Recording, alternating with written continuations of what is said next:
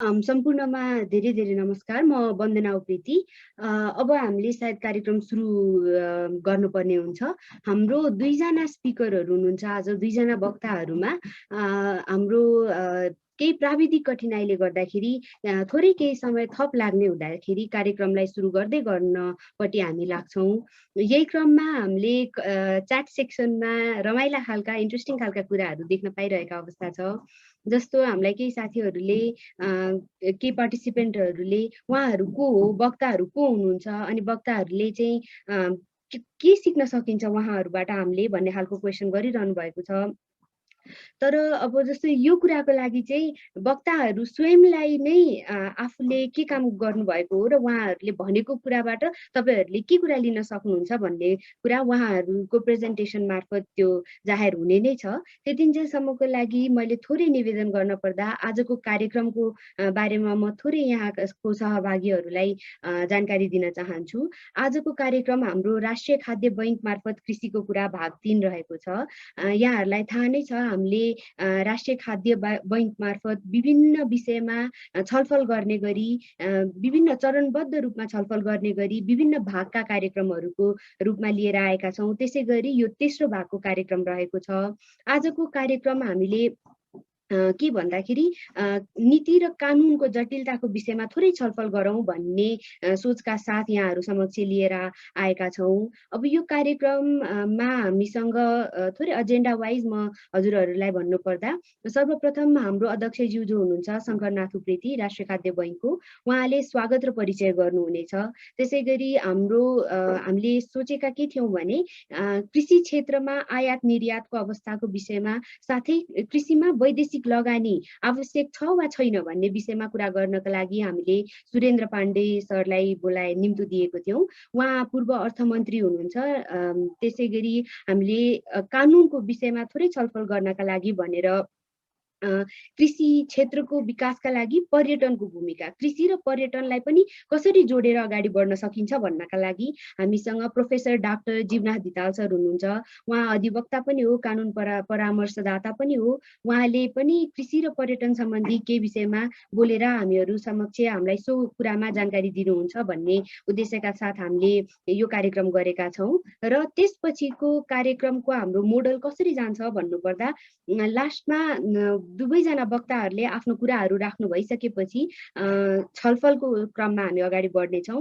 छलफलको क्रममा कुनै पनि लागेको प्रश्नहरू छ भनेदेखि यहाँहरूले आफ्नो क्यामेरा अन गरेर हात उठाएर हामीलाई केही कुरा भन्न चाहन्छु भन्ने खालको दिनुभयो भने हामीले यहाँहरूलाई स्वयंलाई चाहिँ आफ्नो प्रश्नहरू राख्नको लागि ठाउँ दिन्छौँ, स्पेस दिनेछौँ। यति गर्दै अब हाम्रो टेक्निकल साथीहरूबाट जानकारी भए अनुसार हाम्रो जो प्रथम वक्ता हुनुहुन्छ सुरेन्द्र पाण्डे सर, उहाँ आज अब हामीलाई देशको राजनैतिक अवस्थाको बारेमा थाहा छँदैछ।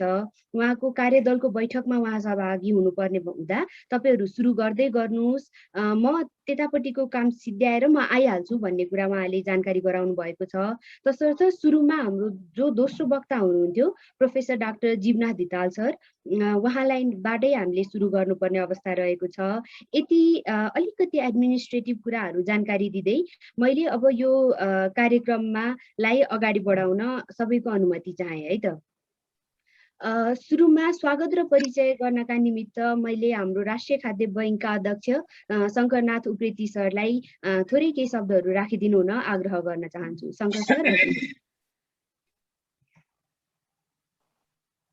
नमस्कार, धन्यवाद वन्दनाजी।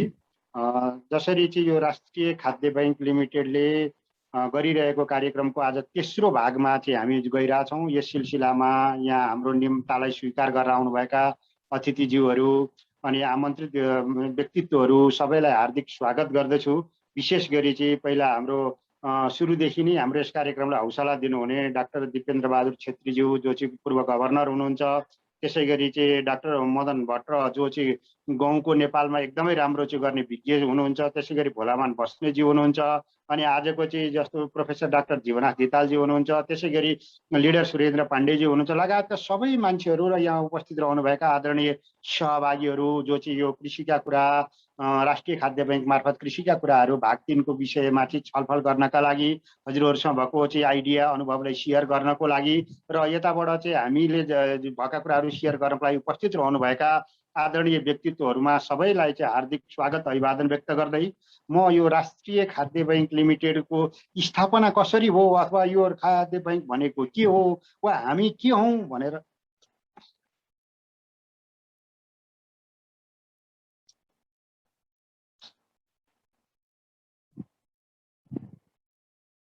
चाहिँ हामीले यसको विषयमा कुरा गर्नको लागि यहाँ उपस्थित भएका छौं, जसले गर्दाखेरि म राष्ट्रिय खाद्य बैंक लिमिटेड भनेको चाहिँ हाम्रो यो देशको आवश्यकता परिपूर्ति गर्नको लागि स्थापना भएको चाहिँ यो एउटा बैंक हो, जो चाहिँ तपाईको यो कृषि क्षेत्रमा काम गर्नको लागि लामो समयदेखि अनुभव भएका टिमहरूको मान्छेहरू मार्फत चाहिँ यसमा हामीले कामको सुरुवात गरेका छौं। यसमा चाहिँ विज्ञहरू, विशेषज्ञहरू, कृषिमा काम गर्ने प्राइभेट फर्मका चाहिँ साथीहरू, अनि त्यसै गरी कृषि सहकारी कर्मीहरू लगायतका कृषिमा केही गरौँ भन्ने खालका विज्ञता हासिल गर्नुभएको मान्छेहरूको जस्तो माटो, वनस्पति, वातावरण, कृषि लगायतको हाम्रो टिम रहेर चाहिँ यसलाई स्थापना गरिएको बैंक हो। यसले चाहिँ देशलाई आत्मनिर्भर बनाउनको लागि चाहिँ हरेक खालका गतिविधिहरू सञ्चालन गर्नेछ भन्नुको मतलब कृषि उपजहरूलाई चाहिँ उत्पादन गरेर कृषि उपजले चाहिँ देशलाई आत्मनिर्भर बनाउने, जस्तो अहिले 2 खर्ब बराबरको चाहिँ वार्षिक कृषि उपजहरू हाम्रो देशमा भित्रिएको छ, त्यसलाई चाहिँ यहाँ यहीँबाट परिपूर्ति गर्ने गरी र त्यसभन्दा बढी भयो भने विदेशमा सहित पठाउन सक्ने गरी तयारी गरेर राष्ट्रिय खाद्य बैंक लिमिटेडले चाहिँ देशलाई आत्मनिर्भर बनाउने महान उद्देश्यका साथ अगाडि बढिरहेको छ। त्यसै गरी कृषि र टुरिज्मलाई जोड्ने छ, कृषि र टुरिज्मको बीचमा चाहिँ समन्वय गर्दै विदेशबाट पनि नेपालमा चाहिँ कृषि यस्तो रहेछ है भनेर देश विदेशबाट मान्छेहरूले हेर्न, सिक्न र देख्न आउने गरी कृषिलाई चाहिँ हामीले टुरिज्मसँग जोड्ने गरी राष्ट्रिय खाद्य बैंक लिमिटेडले चाहिँ योजनाहरू ल्याएको छ। त्यसै गरी स्वभावैले उत्पादनको काममा लाग्ने बित्तिकै अहिले जिडिपीमा अत्यन्त न्यून रूपमा मात्रै कृषिको योगदान रहेको कुरा तपाईँ हामीलाई थाहा छ, भनिराख्नु पर्दैन। अब आउँदा दिनहरूमा भने जिडिपीमा चाहिँ तपाईँको योगदान, राम्रो योगदान पुर्याउने गरी चाहिँ कृषिमा लाग्ने गरी र त्यो अभियानको रूपमा लिएर जाने गरी राष्ट्रिय खाद्य बैंक लिमिटेडले चाहिँ तयारी गरिरहेको छ। त्यसै गरी तपाईँको हामी अर्गानिक खाद्य वस्तुहरू उपज गर्नको लागि चाहिँ पहल गर्नेछौँ भन्नुको मतलब हाम्रा गतिविधिहरू सबै अर्गानिक वस्तुहरू बनाउने, कृषि उपजहरू बनाउन लाग्नेछौँ। तर अहिले माटो बिग्रेको कारणले गर्दा माटोलाई सहित सुधारेर, माटोलाई सहित सपारेर लिएर जानुपर्ने भएको भएर अहिलेकै आजकै मितिमा नरहे पनि क्रमशः केही वर्ष पछाडि हामी यसलाई पूर्ण अर्गानिक रूपमा चाहिँ खेतीमा खान योग्य वस्तुहरू उत्पादन गर्नेछौँ। त्यसै गरी यहाँ हजारौँ लाखौँ मान्छेहरूलाई रोजगारी सृजना गर्न सक्ने गरी राष्ट्रिय खाद्य बैंक लिमिटेडले चाहिँ आफ्ना योजनाहरू ल्याएको छ, जसले गर्दाखेरि चाहिँ तपाईँको उत्पादनको कामदेखि भण्डारणको कामदेखि बिक्री वितरणको कामसम्म जाँदाखेरि हामीमा चाहिँ विज्ञ विशेषज्ञहरू ठुलो टिम अथवा चाहिँ दक्ष र अर्धदक्ष मेन पावर जनशक्तिहरूलाई चाहिँ हामीले यसमा काम रोजगारी दिन सक्ने गरी तयारी गरिरहेका छौँ। त्यसै गरी तपाईँको यो कृषिलाई चाहिँ लगेर परम्परागत रूपमा मात्रै कृषिलाई गरेर हुँदैन, अब प्रविधिसँग अथवा चाहिँ मेसिन औजारसँग वा अहिलेको प्रविधिसँग लिएर जोड्नुपर्छ भनेर कृषिलाई प्रविधिसँग लिएर जोड्ने तयारी गरिरहेका छौँ। त्यसै गरी यो कृषि पेसा भनेको यस्तो पेसा हो जो कृषि पेसाबाट चाहिँ सम्मानित पेसा होस् र किसानहरूले पनि जो कृषि पेसामा लाग्छौँ हामी सबै सम्मानित पेसा हो भन्ने खालको गरी कृषि पेसालाई सम्मानित पेसा बनाउँछौँ। कृषिबाट पनि आय आर्जन गरिकन चाहिँ गाडी चढेर हिँड्न सक्ने गरी कृषि काममा लाग्ने मान्छेहरूको पनि चाहिँ यसमा भविष्य छ है भन्ने खालको कुरो लिएर जानको लागि कतिपय समस्याहरू छन्, ती जटिलताहरू छन्, तिनीहरूलाई सम्बोधन गर्ने गरी यसरी चाहिँ हामीले हरेक माध्यमबाट चाहिँ कृषि पेसालाई सम्मानित बनाउने गरी अगाडि लाग्नेछौँ। त्यसो गरिरहँदाखेरि चाहिँ हामीले अब उत्पादनको काम गर्नेछौँ। जस्तो उत्पादनको काममा चाहिँ हाम्रो मोडालिटी के हो भन्ने खालको कुरामा हामीलाई जिज्ञासा लाग्न सक्छ। हामी पहिला पाइलट प्रोजेक्टको रूपमा चाहिँ हामीले काम गर्छौँ। त्यो पाइलट प्रोजेक्टको रूपमा लागिसकेको, त्यहाँ देखिसकेको वा निक्लिने वस्तुहरू त्यो जुन ठाउँमा जे फल्छ त्यही ठाउँमा त्यही फलाउने गरी हामीले तयारी गरिए अनुसारको त्यो आउने वस्तुहरूलाई अथवा त्यहाँ लागेको वस्तुहरूलाई वा माटोले मागेको, माटोले उत्पादन दिन सक्ने वस्तुहरूलाई चाहिँ हामी अभियानको रूपमा त्यो गाउँभरि, त्यो टोलभरि, त्यो जिल्लाभरि, त्यो क्षेत्रभरि व्यापक रूपमा त्यसलाई उत्पादन गराउँछौँ र हामीले कम लागतमा धेरै उत्पादन गर्ने प्रविधिको विकास गराएर लिएर आउने गरी तयारी गरेका छौँ। त्यसै गर्दाखेरि त्यसमा कृषि सहकारीहरू, कृषिमा काम गर्ने प्राइभेट कम्पनीहरू, नियमकारी निकायबाट स्वीकृति प्राप्त रहेका समूहहरू अनि किसान साथीभाइहरू हामी समेत चाहिँ संलग्न भएर चाहिँ उत्पादनको काममा लाग्छौँ र त्यो उत्पादित वस्तुहरूलाई चाहिँ गुण र क्वालिटी नबिग्रिने गरिकन ल्याएर चाहिँ सुरक्षित भण्डारण गर्ने काम पनि राष्ट्रिय खाद्य बैंक लिमिटेडले आफैले गर्छ र त्यसभन्दा पछाडि त्यसलाई चाहिँ ग्रेडिङ गर्ने, प्रशोधन गर्ने, प्याकेजिङ गर्ने, बिक्री वितरण गर्ने यी सबै काम राष्ट्रिय खाद्य बैंक लिमिटेडको मार्फतै हुने हुनाले यसमा कुनै सहयोगीको वा मध्यस्थकर्ताको वा बिचौलिया भन्ने शब्द जो प्रयोग भएको छ यो कसैको पनि आवश्यकता नपर्ने भएको हुनाले सिधै किसानका खेतबारीमा उत्पादन भएको कुरा उपभोक्ताका चुलासम्म कुनै पनि गुण क्वालिटी चाहिँ नबिग्रिकन अर्ग्यानिक खानेकुराहरू पुर्याउने गरी केही समय पछाडि अहिले चाहिँ सेफुडको रूपमा प्रयोग गर्ने गरी हामीले चाहिँ यसलाई चाहिँ लिएर जाने गरी तयारी गरेका छौँ र यही सिलसिलाको यही अभियानमा हामी लागिरहेका छौँ। हाम्रो स्थापना भएको पनि धेरै छैन। मैले यहाँहरूको बिचमा अघिल्लो बेलाहरूमा पनि भने हामी चाहिँ असोज कार्तिकको अन्तिमतिर हामी चाहिँ दर्ता भएको हो, तर त्यो बेलादेखि अहिलेसम्म अब यस्तो यो कोभिडको सङ्कुचनले गर्दाखेरि पनि हामीले 22वटा जिल्लामा चाहिँ अभियानका रूपमा हाम्रा यी गतिविधिहरूलाई चाहिँ त्यहाँ पुर्याएका छौँ र हामीले एउटा नयाँ तरिकाले चाहिँ अर्ग्यानिक खेती गर्नको लागि भनेर जापानिज प्रविधिलाई पनि यहाँ भित्र्याएका छौँ। त्यो भनेको के हो भने तपाईँको एकदमै हाम्रो यहाँको हावापानी अनुसार हामीले गर्न सकिने हाई टेक्नोलोजी नभएको तर हामी जस्तै चाहिँ एउटा सामान्य किसानले पनि गर्न सकिने गरी त्यो टेक्नोलोजीलाई भित्राएका छौँ। त्यो भनेको के हो भने तपाईँको चाहिँ यो त्यहाँ भन्दाखेरि चाहिँ राइस डक फार्मिङ भनेर भन्छ, हामी कहाँ भन्दा चाहिँ हाँस र धान संयुक्त रूपमा खेती गर्ने गरी लिएर गएका छौँ, जसले गर्दाखेरि अहिले हाम्रा पाइलट प्रोजेक्टहरू जहाँ हामीले सञ्चालन गरेका छौँ। विशेष गरी पाइलट प्रोजेक्ट झापामा हामीले चाहिँ 55 बिघा जग्गामा हामी आफैले चाहिँ पाइलट प्रोजेक्टको रूपमा चाहिँ त्यहाँको बासमती धानको चाहिँ खेती गरिरहेका छौँ। त्यसै गरी त्यहाँ हामीले किसानहरूसँग मिलेर सहकारीहरूसँग मिलेर चाहिँ हजुरको 413 रोपनी जग्गामा चाहिँ अहिले हामीले धान खेती गरिरहेछौँ। त्यही पाइलट प्रोजेक्ट मध्येको हामीले 1 हेक्टर जग्गामा चाहिँ त्यहाँ हामीले हाँसहरू धान रोपेको 20-22 दिन पछाडि हाँसका चल्लाहरू हाल्छौँ अनि एवं रीतिले चाहिँ त्यो हाँसको चल्लाहरू त्यहाँ जान्छन्, दिने पछि चर्छन्, बेलुका खोरमा आउँछन्। एवं रीतिले जाँदै जाँदै गरेपछि धान फुल्ने बेला भएपछि धानमा फल लाग्ने बेला भएपछि त्यो फुल झार्नु हुँदैन, हल्लिएपछि फुल झर्छ।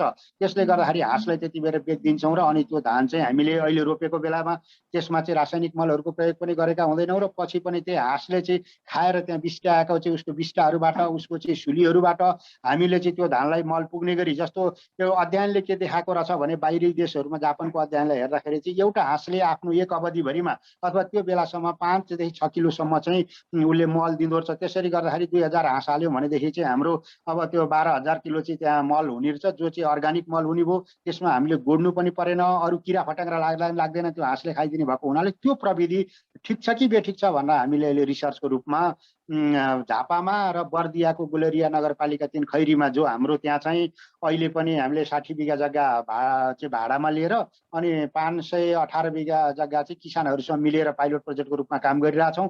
त्यो ठाउँमा पनि हामीले 1 हेक्टर जग्गामा झापामा र 1 हेक्टर जग्गामा त्यहाँ अहिले हाँसबाट चाहिँ यो हामीले अध्ययन गर्दैछौँ। यदि त्यो सफल भयो भने आउँदा दिनहरूमा व्यापक रूपमा हामी यसलाई लिएर जान्छौँ, जसले गर्दाखेरि कस्ट कम पर्ने। के कसरी कस्ट कम पर्ने भने एउटा तपाईँको मल किन्नु परेन, मल त्यहीँबाट रहने भयो। दोस्रो खालको कुरा भनेको चाहिँ तपाईँको हाँस नै बेचिदियो भने पनि त्यहाँको सबै ओभरहेड कस्ट चाहिँ बाँच्ने भयो, त्यो धान जति चाहिँ फ्रीमा चाहिँ अथवा त्यसमा कुनै लागतै पर्ने भएन। त्यसै गरी चाहिँ त्यो हाँसले वातावरण मैत्री खालको चाहिँ वातावरणमा धानले पुर्याउने खालको असरको बारेमा त्यसले न्यूनीकरण गर्ने भयो, किरा फट्याङ्ग्रा रोग व्याधिहरूलाई त्यसले खाइदिने भयो।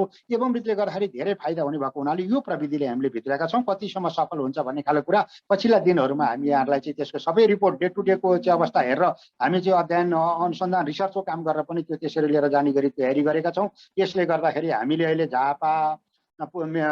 झापा मोरङ सुनसरीको रूपमा चाहिँ रहेको झापाको गौरादह नगरपालिकाको पाइलट प्रोजेक्ट र त्यसै गरी बाँके बर्दिया कैलाली कञ्चनपुरको चाहिँ पाइलट प्रोजेक्टको रूपमा रहेको बर्दियाको गुलेरिया नगरपालिका 3 खैरीको प्रोजेक्ट र त्यसै गरी चाहिँ काशी पोखराको हेम्जामा रहेको हाम्रो त्यहाँ किसान र हामीले मिलेर चाहिँ 318 बिघा जग्गामा चाहिँ मोटामोटी पाइलट रोपनी 318 रोपनी जग्गामा चाहिँ हामीले त्यहाँ पाइलट प्रोजेक्टको रूपमा गरिएका कामहरू जो त्यहाँ चाहिँ बासमती त्यहाँ जेठो बुढो नामको बासमती धान हामीले त्यहाँ रोपिरहेका छौँ र अहिले लोप भएर गएको नेपालको बासमती धानको चाहिँ एउटा अभियानको रूपमा चाहिँ हामीले यसलाई बचाएर लिएर जाने र त्यसलाई चाहिँ सुरक्षित गर्ने र भोलिका दिनहरूमा बिउ बिजन सहित राष्ट्रिय खाद्य बैंक लिमिटेडले उत्पादन गर्ने गरी हाम्रा अभियानहरू अगाडि बढाएका छौँ। यसो गरिरहँदाखेरि कतिपय कामहरूमा चाहिँ यहाँ कानुनी रूपका अघि नै पनि सञ्चालकज्यूले भन्नुभयो नीति तथा कानुनी जटिलताहरू छन् होइन। यसमा नीतिमा समस्या छ, कानुनीमा समस्या छ, ती कुराहरूले गर्दा काम गर्न पाइरहेका छैनौँ।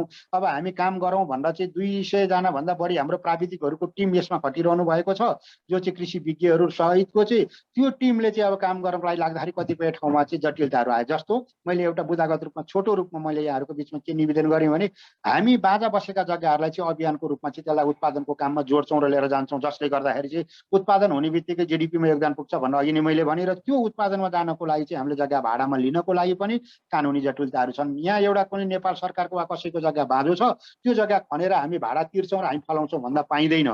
त्यो खालको कुरोहरूमा अब केही समय पछाडि त्यसलाई चाहिँ यो कुरा उठाइरहँदाखेरि हामी स्थानीय निकायमा स्वायत्त बनाएर दिनेछौँ भन्ने जस्ता कुराहरू भए पनि कानुनी रूपबाट अझै पनि झमेला रहेको हुनाले त्यो कुरालाई यथाशीघ्र सम्बोधन गर्ने गरी चाहिँ गरियोस् भन्ने खालको कुराको अनि राष्ट्रिय खाद्य बैंक लिमिटेडले माग गरेको छ। त्यसै गरी तपाईँको जग्गाको चक्लाबन्दी गर्ने खालको कुरोमा चाहिँ एउटा मैले हजुरहरूसँग अध्ययनले के बताउँदो रहेछ भने जति जग्गामा अहिले हाम्रो खेती कमाइ भइरहेको छ भन्नुको मतलब चाहिँ जम्मा जग्गाको भूगोलको तपाईँको अहिले चाहिँ 20-21% खेती कमाइ हुँदो रहेछ। त्यसमध्ये पनि आधी जति चाहिँ बाँझो बसेको छ पहाडका जग्गाहरू। अब त्यसमा थोरै मात्रामा चाहिँ धान खेती भएको छ, त्यो धान खेती भएको ठाउँमा पनि गरा आलीहरूले गर्दाखेरि छेउको भागहरूमा चाहिँ उत्पादन हुन पाउँदो रहेछ। त्यसले गर्दा त्यहाँ चाहिँ जिपिएस प्रणालीद्वारा चाहिँ हाम्रो सात सिमानालाई तयार गरेर जसको जति जग्गा हो त्यसमा केही पनि एकरौँ तलमाथि नपर्ने गरी त्यहाँ चक्लाबन्दी गरेर चाहिँ हामीले खेती गर्ने गरी चाहिँ नियम बन्यो, कानुन बन्यो र त्यहाँ गर्न पाइयो भने तपाईँको अहिले उत्पादन भइरहेको ठाउँमा 25% चाहिँ स्वतः वृद्धि हुनसक्छ उत्पादनको। त्यसले गर्दाखेरि त्यो जिपिएस प्रणाली मार्फत भोलि उनीहरूलाई चाहिएको बेलामा जतिसुकै एक धुरदेखि लिएर तपाईँको चाहिँ बिघौँ बिघा जग्गासम्म जति आफ्नो छ त्यो सबै मिलाएर चाहिँ त्यसले गर्न सकिने भएको हुनाले त्यो प्रणालीद्वारा चाहिँ त्यो एउटा चक्लाबन्दी गर्ने खालको कुराहरूमा चाहिँ जग्गाको चक्लाबन्दी गर्ने कानुनै उल्लेख भएर आओस् र यसलाई चाहिँ हाम्रो देशका नियामककारी निकायहरूले सोचिदिनुहोस् भन्ने खालको म निवेदन गर्दै अनि जसले चाहिँ अहिले अर्को कुरो के छ भने हाम्रो उत्पादित वस्तुहरूमा धेरै मिसावट छ, जसले गर्दाखेरि हाम्रो स्वास्थ्यमा चाहिँ असर रहिरहेको छ, विषादी छ। त्यो कुराहरू जसले ल्याउने हो जुन चाहिँ एउटा मानौ कोही चामल उद्योगले चाहिँ चामल चाहिँ तयारी गर्छ भने त्यसको चाहिँ जिम्मेवारी लिनको लागि चाहिँ त्यो उद्योगलाई व्यवसायलाई पनि चाहिँ नेपाल सरकारले चाहिँ जिम्मेवार बनाउने गरी त्यहाँ उसले दिएको चामल खाएर चाहिँ हामी रोगी भयौँ भनेदेखि त्यसको चाहिँ जवाफदेहिता हुने गरी चाहिँ उद्योग वा व्यवसायलाई पनि चाहिँ रहने गरी वा जुन उद्योगबाट जे आएको छ त्यो चाहिँ मिसावट नभइकन जसले गर्दाखेरि चाहिँ विषादी नरहिकन आएको छ भनेर प्रमाणित गरेर ल्याउने जिम्मेवारी पनि त्यो कानुनमा उल्लेख भएरै सम्बन्धित निकायलाई नै दियोस् भन्ने खालको कुराको पनि हामीले अर्को यहाँ चाहिँ विषय उठान गरेका छौँ। त्यसै गरी कृषिमा आत्मनिर्भर बनाउने हो भनेदेखि एउटा कुरा हामीले मिलाउनै पर्छ जो अहिले कानुनी रूपबाट पनि जटिलता छ। भन्नुको आशय के हो भने तपाईँको हाम्रो देशमा एउटै निकायबाट चाहिँ कृषि विज्ञहरू उत्पादन गरियोस् अनि त्यहाँबाट रिसर्चको काम पनि गरियोस् र त्यो उत्पादन गरिएका कृषि विज्ञहरू मार्फत रिसर्च गरिएको कामलाई चाहिँ प्रचार प्रसार गर्ने काम पनि एउटै निकायबाट भइदियोस्, जसले गर्दाखेरि धेरै खालका कुराहरू सहजता र यी जटिलतामा कम भनेर उत्पादनमा वृद्धि गर्नको लागि सजिलो हुन्छ। अहिले हाम्रो के छ अवस्था नेपालको भन्दा मैले भनिरहनु पर्दैन, हजुरहरू सबैले थाहा छ। जस्तो कृषि विज्ञहरू उत्पादन गर्न चाहिँ रामपुर विश्वविद्यालयले उत्पादन गर्छ, रिसर्चको काम चाहिँ नार्कले गर्छ अनि प्रचार प्रसारको काम चाहिँ अहिले कृषि मन्त्रालय अन्तर्गतका निकायहरूले गर्नुहुन्छ। जसले गर्दाखेरि यो तीनटा कुरामा पनि कतिपय कुराहरू अब उत्पादित भएका उत्पादित भएका म्यान पावर एकदम विज्ञ विशेषज्ञहरू चाहिँ विदेश जानुहुन्छ, नार्कले कति फेली बनाएर रिसर्च गरेको कुरोहरू चाहिँ थन्केर बस्छ अनि यहाँ प्रचार प्रसारका कुराहरू हुन नसकेर उहाँलाई चाहिँ समन्वयको कारणले एकै ठाउँमा आएर एउटै काम गर्न नसकेको कारणले यस्तो समस्या परेको हुनाले यो कुरोलाई पनि हटाउनको लागि चाहिँ अथवा यसलाई कानुन बनाएर कुनै हामी राष्ट्रिय खाद्य बैंक जस्तो निकायले यो काम गर्नको लागि तत्परता देखायौँ भने यो कुरामा उहाँहरूले चाहिँ हामीलाई सपोर्ट सहयोग गर्न मिल्ने गरी सक्ने गरी चाहिँ वातावरण बनाउनको लागि पनि म नियामककारी निकायसँग हार्दिक सविनय विनम्र अनुरोध गर्दछु। र त्यसै गरी चाहिँ अहिले यहाँहरूलाई मैले भनिराख्नु पर्दैन, कृषिका कामहरू गर्दाखेरि नेपाल सरकारका नियम कानुनका यी जटिलताहरू योभन्दा धेरै पनि छन्। अहिले मैले सबै व्याख्या गरी राखेर काम पनि छैन, किनभने हाम्रो विज्ञ साथीहरू उहाँ पर्खिरहनु भएको छ। विज्ञ विशेषज्ञहरूको कुराको सुन्नको लागि हाम्रो यहाँ सहभागीहरू आतुर हुनुहुन्छ, जसले गर्दाखेरि हामीले गरिएको खेती प्रणालीलाई चाहिँ त्यसको कस्ट घटाउँदै रिस्क कम गराउने भनेको के हो भने अब हामीले चाहिँ त्यो बाली नाली जे लगाउँछौँ त्यसको इन्सुरेन्स गर्नुपर्ने हुन्छ। त्यो इन्सुरेन्स गर्नको लागि हामी तयार छौँ। राष्ट्रिय खाद्य बैंक लिमिटेड अहिले पनि आजका मितिमा 1000 बिघाभन्दा बढी ठाउँमा धान रोपेको छ। यो धानको इन्सुरेन्स गर्नु पर्यो भने कति ठाउँमा गयौँ, कहीँ पनि इन्सुरेन्स गर्नको लागि कोही पनि तयार हुनु भएन। भनाइको आशय के हो भने सबै कृषि उपजहरूमा इन्सुरेन्स गर्नको लागि राज्यले अझ यसलाई चाहिँ सरल ढङ्गले व्यवस्थित ढङ्गले अलिक कडा कानुन बनाएर ल्याउनु पर्यो र इन्सुरेन्सको कामले गर्दाखेरि चाहिँ हामी जस्ता किसानहरू जो भलबाढी आए पनि किसानले भोग्नु पर्ने, अनि त्यसभन्दा पछाडि असिना खडेरी परे पनि किसानले भोग्नु बेहोर्नु पर्ने, अनि त्यसभन्दा पछाडि बाटो बिग्रियो वा केही भयो भने किसानले भोग्नु पर्ने, बेलामा चाहिँ मल रसायन अथवा त्यसलाई चाहिनुपर्ने आवश्यक बिउ मल नआउँदाखेरि पनि किसानले बेहोर्नु पर्ने, यी सबै खालका समस्या चाहिँ व्यक्तिगत रूपमा किसानले बेहोरिरहनु परेको गर्दाखेरि चाहिँ अनि किसानहरूले चाहिँ यो कृषि उत्पादनको काममा सरिक हुन चाहनुहुन्न। त्यसले गर्दा यी खालका कुराहरूलाई चाहिँ अब किसानहरूलाई मात्रै नभइकन चाहिँ इन्सुरेन्स लगायतका सबै कुन कुन निकायबाट चाहिँ यसको चाहिँ तत्त खालका चाहिँ काम गर्दाखेरि किसानलाई रिस्क कम हुन्छ, त्यो काम गर्नको लागि हामी तयार छौँ। यो खालको कुरो राज्यले व्यवस्थापन गरोस् भन्ने खालका कुरा मैले यहाँहरूको बिचमा निवेदन गर्दै अब बाँकी कुराहरू हाम्रो वक्ता साथीहरू बताउनुहुनेछ। यो राष्ट्रिय खाद्य बैंक लिमिटेडले चाहिँ केही समयसम्मको लागि यसमा सहभागी हुनको लागि चाहनुहुने साथीभाइहरूले अथवा राष्ट्रिय खाद्य बैंक लिमिटेडको म पनि मालिक बन्न चाहन्छु, म पनि यसको सेयर लिएर काम गर्न सक्छु, म पनि यसमा सहभागी बन्छु भन्ने साथीहरूले चाहिँ हाम्रा माध्यमहरू, हाम्रा चाहिँ विभिन्न गतिविधि माध्यमहरूबाट, हाम्रा वेबसाइटहरूमा त्यहाँ हाम्रा दिएका फर्महरू छन्, त्यस मार्फत वा फोन मार्फत चाहिँ जानकारी लिएर चाहिँ यसमा सहभागी हुन सक्नुहुनेछ भन्ने निवेदन गर्दै यहाँहरू आइदिनु भयो। यसरी चाहिँ यो सहभागिता भइदिनु भएकोमा आदरणीय व्यक्तित्वहरू र सहभागीहरू सबैलाई हार्दिक धन्यवाद दिँदै बिदा चाहन्छु। धन्यवाद, नमस्ते। हस्, धेरै धेरै धन्यवाद अध्यक्षज्यू। हामीसँग हाम्रा दुवैजना वक्ताहरू आइसक्नु भएको अवस्था छ। उहाँहरू दुवैजनालाई स्वागत गर्दै अब थप समय व्यतीत नगरिकन म हाम्रा प्रथम वक्ता आदरणीय सुरेन्द्र पाण्डे सरलाई, जो पूर्व अर्थमन्त्री पनि हुनुहुन्छ, उहाँलाई कृषि क्षेत्रमा आयात निर्यातको अवस्था र वैदेशिक लगानी सम्बन्धी आफ्नो भनाइहरू राख्नको लागि आग्रह गर्न चाहन्छु। सुरेन्द्र सर, अब हजुरको पालो। धन्यवाद। सबभन्दा पहिला त यो राष्ट्रिय खाद्य बैंक हैन त? हेलो, हजुर हो सर, हो। राष्ट्रिय खाद्य बैंक लिमिटेड, यसको तर्फबाट जुन आज छलफलको आयोजना गर्नुभएको छ त्यसको लागि म हार्दिक धन्यवाद भन्न चाहन्छु। यो जरुरी विषय पनि छ। नेपालको सन्दर्भमा यो धेरै नै महत्त्वपूर्ण क्षेत्र हो। सबभन्दा पहिला त मैले एउटा कुरा यहाँहरूलाई भन्न चाहन्छु। मैले सरकारको अर्थमन्त्री या त्यसपछिको कालखण्डमा म निरन्तर रूपमा जो आर्थिक क्षेत्रको अध्ययन गरिरहेको छु। तर मेरो अध्ययनले के भन्दछ भने खाद्य क्षेत्र चाहिँ यस्तो चिज हो जो खाद्य सुरक्षा र खाद्य व्यवस्था गर्ने कुरो चाहिँ यो केवल मुनाफाको लागि मात्र होइन, यो चाहिँ मानिसहरूलाई बचाउने र मानिसहरूको चाहिँ जसबाट चाहिँ देशको सम्प्रभुता पनि सुरक्षित गर्ने विषय रहेछ। यो केवल मुनाफाको विषय मात्रै हुँदैन। जब देशमा युद्धहरू हुन्छन्, सङ्कटहरू आइलाग्छन्, प्राकृतिक प्रकोपहरू आइलाग्छ, त्यस्तो बेलामा विश्वका देशहरूले के गर्छन् भन्दा पहिलो नम्बरमा खाद्यान्न निर्यातमा रोक लगाउँछन् र आफ्ना नागरिकलाई खाद्य सुरक्षा गर्ने कुरालाई पहिलो प्राथमिकतामा राख्छन्। त्यसकारणले यो क्षेत्र भनेको केवल नाफा या त्यसको लागि मात्रै गरिँदैन। र संसारभरिको कुरा गर्नुहुन्छ भने खाद्य क्षेत्रमा खास गरी जो आधारभूत हाम्रो नेपालको सन्दर्भको खाद्य कुरा गर्ने हो भनेदेखि हाम्रो भात खाने हाम्रो चाहिँ सबभन्दा ठुलो नेपाली जनताको चाहिँ बानीको हिसाबले, हाम्रो परम्पराको हिसाबले, हाम्रो संस्कृतिको हिसाबले भात केन्द्रित भन्छ भन्दा राइस फिडिङ कन्ट्रीको रूपमा चाहिँ भात खानेहरूको देश हो यो। अब त्यसबाहेक त्यसका सहयोगी खानाहरूमा हामी मकैको प्रयोग गरौँला, गहुँको प्रयोग गरौँला, कोदोको प्रयोग गरौँला, अरू विभिन्न कुरा प्रयोग गर्छौँ। तर मूल रूपले हामी राइस प्रोडक्सन गर्ने र त्यसमा आश्रित हुने हाम्रो संस्कृति रहँदै आएको छ। तर त्यो नहुँदाखेरिमा अधिकांश नेपाली जनताहरू पेट भरेको पनि महसुस गर्दैनन्। त्यस हुनाले पनि खाद्य सुरक्षाभित्र खाद्य बैंकको कुरा गर्ने बित्तिकै सायद तपाईँहरूले गर्न खोज्नु भएको सबभन्दा मेजर बाली भनेको धान बालीको कुरा होला, अरू पनि खाद्य बालीको कुरा होला, त्यसतर्फ सोच्नु पर्ने हुन्छ। र संसारमा यो यस्तो खाद्यान्नलाई चाहिँ सुरक्षित रूपले उत्पादन गर्न र नागरिक पाल्नको लागि चाहिँ निश्चित जमिनहरू चाहिँ खेतीको लागि भएर सुरक्षित गर्ने गरिन्छ। जतिसुकै ठुल्ठुला शहरीकरण र औद्योगिकरण हुँदा पनि त्यो क्षेत्रलाई चाहिँ प्रभावित इन्क्रोच नहुने गरी, हस्तक्षेप नहुने गरी खेतीका लागि जमिनहरू तोकिन्छ र त्यो जमिनमा शहरीकरण र चाहिँ औद्योगिकरणबाट त्यसलाई चाहिँ पर राखेर जोगाएर खेती गर्नकै लागि सुरक्षित गर्ने गरिन्छ। र संसारका सबैजसो देशहरूले त्यो काम अधिकांश देशहरूले गरिरहेका छन्। झन् औद्योगिकृत विकसित भएका देशहरूले त धेरै अगाडि 100 वर्ष अगाडि नै गरिसके। आज पनि हामीले हाम्रो देश त्यो स्थितिमा छैन र जुनसुकै ठाउँहरूमा चाहिँ खाद्यान्नको लागि उपयुक्त भएका जग्गा जमिनहरूलाई पनि घर बनाएर बसोबास गरेर सबै सक्ने खालको एउटा स्थिति बन्दैछ र त्यसबाट सुरक्षित गर्ने तरिकाहरू के हुन् भन्ने बारेको बहस पनि आवश्यक छ। यो तपाईहरुको सन्दर्भमा कति मिल्छ मिल्दैन, तर त्यो कुरा मैले देख्छु। एक।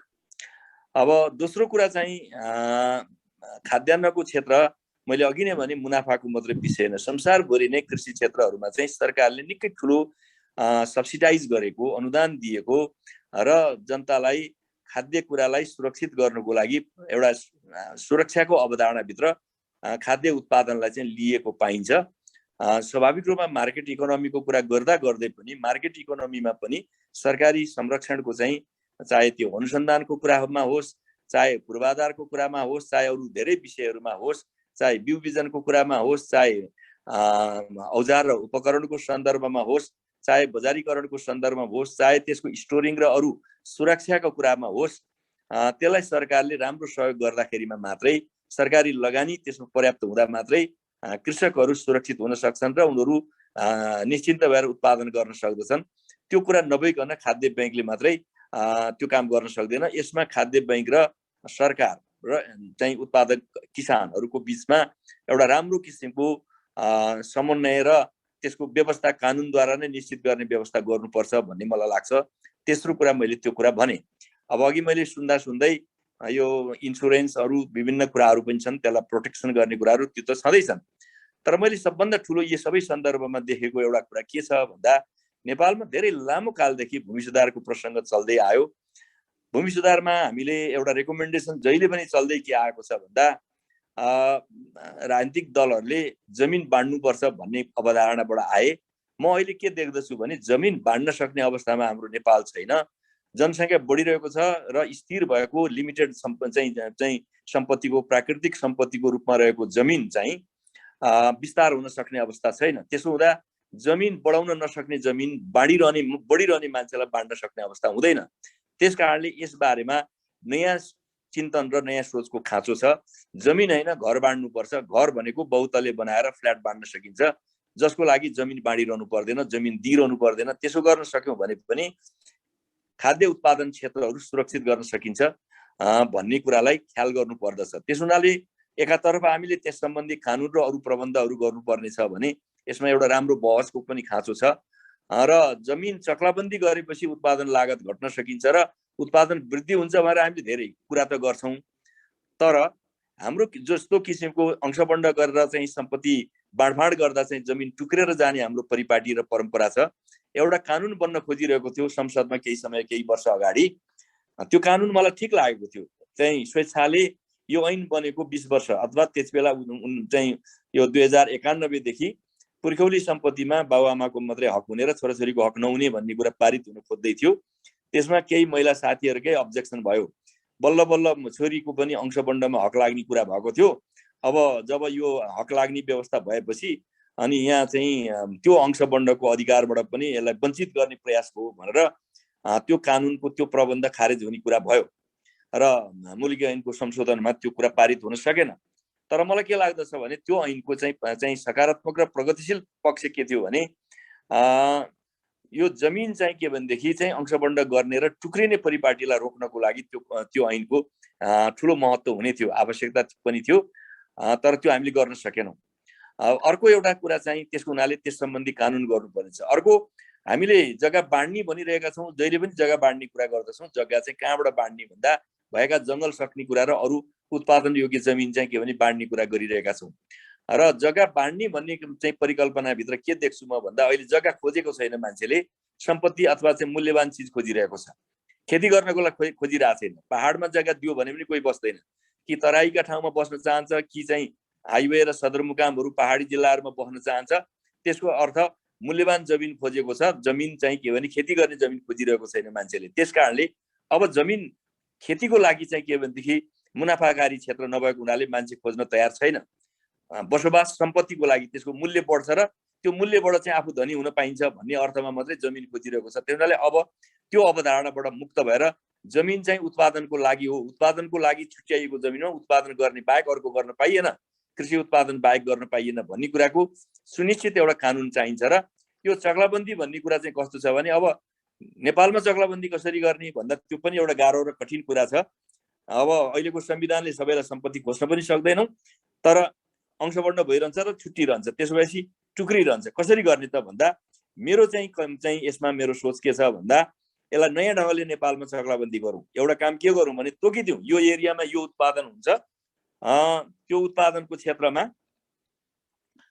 यो एरियामा यो उत्पादन हुन्छ, यो उत्पादन हुने क्षेत्रमा अरू बाहेकको कुनै बाली लाउन पाइँदैन भनेर तोकिदिने हो भनेदेखि जग्गाधनी धेरै हुन्छन् तर उत्पादन एउटै मात्रै वस्तु हो भने अन्ततको त इन्ड रिजल्टमा एउटै मात्रै प्रोडक्ट उत्पादन भयो भनेदेखि त्यो चक्लाबन्दी हुन्छ।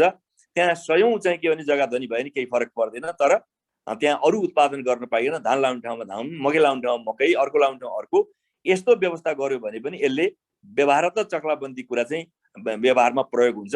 त्यस्तो कानुन ल्याएर चाहिँ सरकारले तोकेको चाहिँ क्षेत्रमा तोकेको बाली लाउनु पर्ने भन्ने व्यवस्था गरिदिने र त्यसमा चाहिँ धेरैभन्दा धेरै किसानलाई एउटै मात्रै बालीमा लिएर जाने, त्यस्तो ठाउँहरूमा सरकारले स्पेशल सेवा, अघि मैले सुन्दै थिएँ जस्तो विशेषज्ञहरू पनि मकै विशेषज्ञ मात्रै तोक्दै भयो, त्यहाँ ती मकै कलेज खोल्दै हुन्छ या धान कलेज खोल्दै हुन्छ या चाहिँ आँपको चाहिँ जुस र अरू बनाउने कलेज, जस्तो सिराहा सप्तरीमा आँप कलेज खोल्दै हुन्छ, त्यहाँ आँप धेरै हुन्छ भनेपछि आँप पनि चाहिएको छ हाम्रो नेपालमा। भनेपछि विभिन्न क्षेत्रमा पूर्वी पहाडमा जाने हो भने सर्टेन बालीहरूलाई मात्रै चाहिँ जस्तो भन्नु अलैँची लगायत केही बालीहरूलाई चाहिँ क्षेत्र तोकिदिने, सिराहा सप्तरीमा आँप तोक्ने या तराईका सर्टेन जिल्लाहरूमा धान गर्ने, यसो गरेर हामी जान सक्छौँ।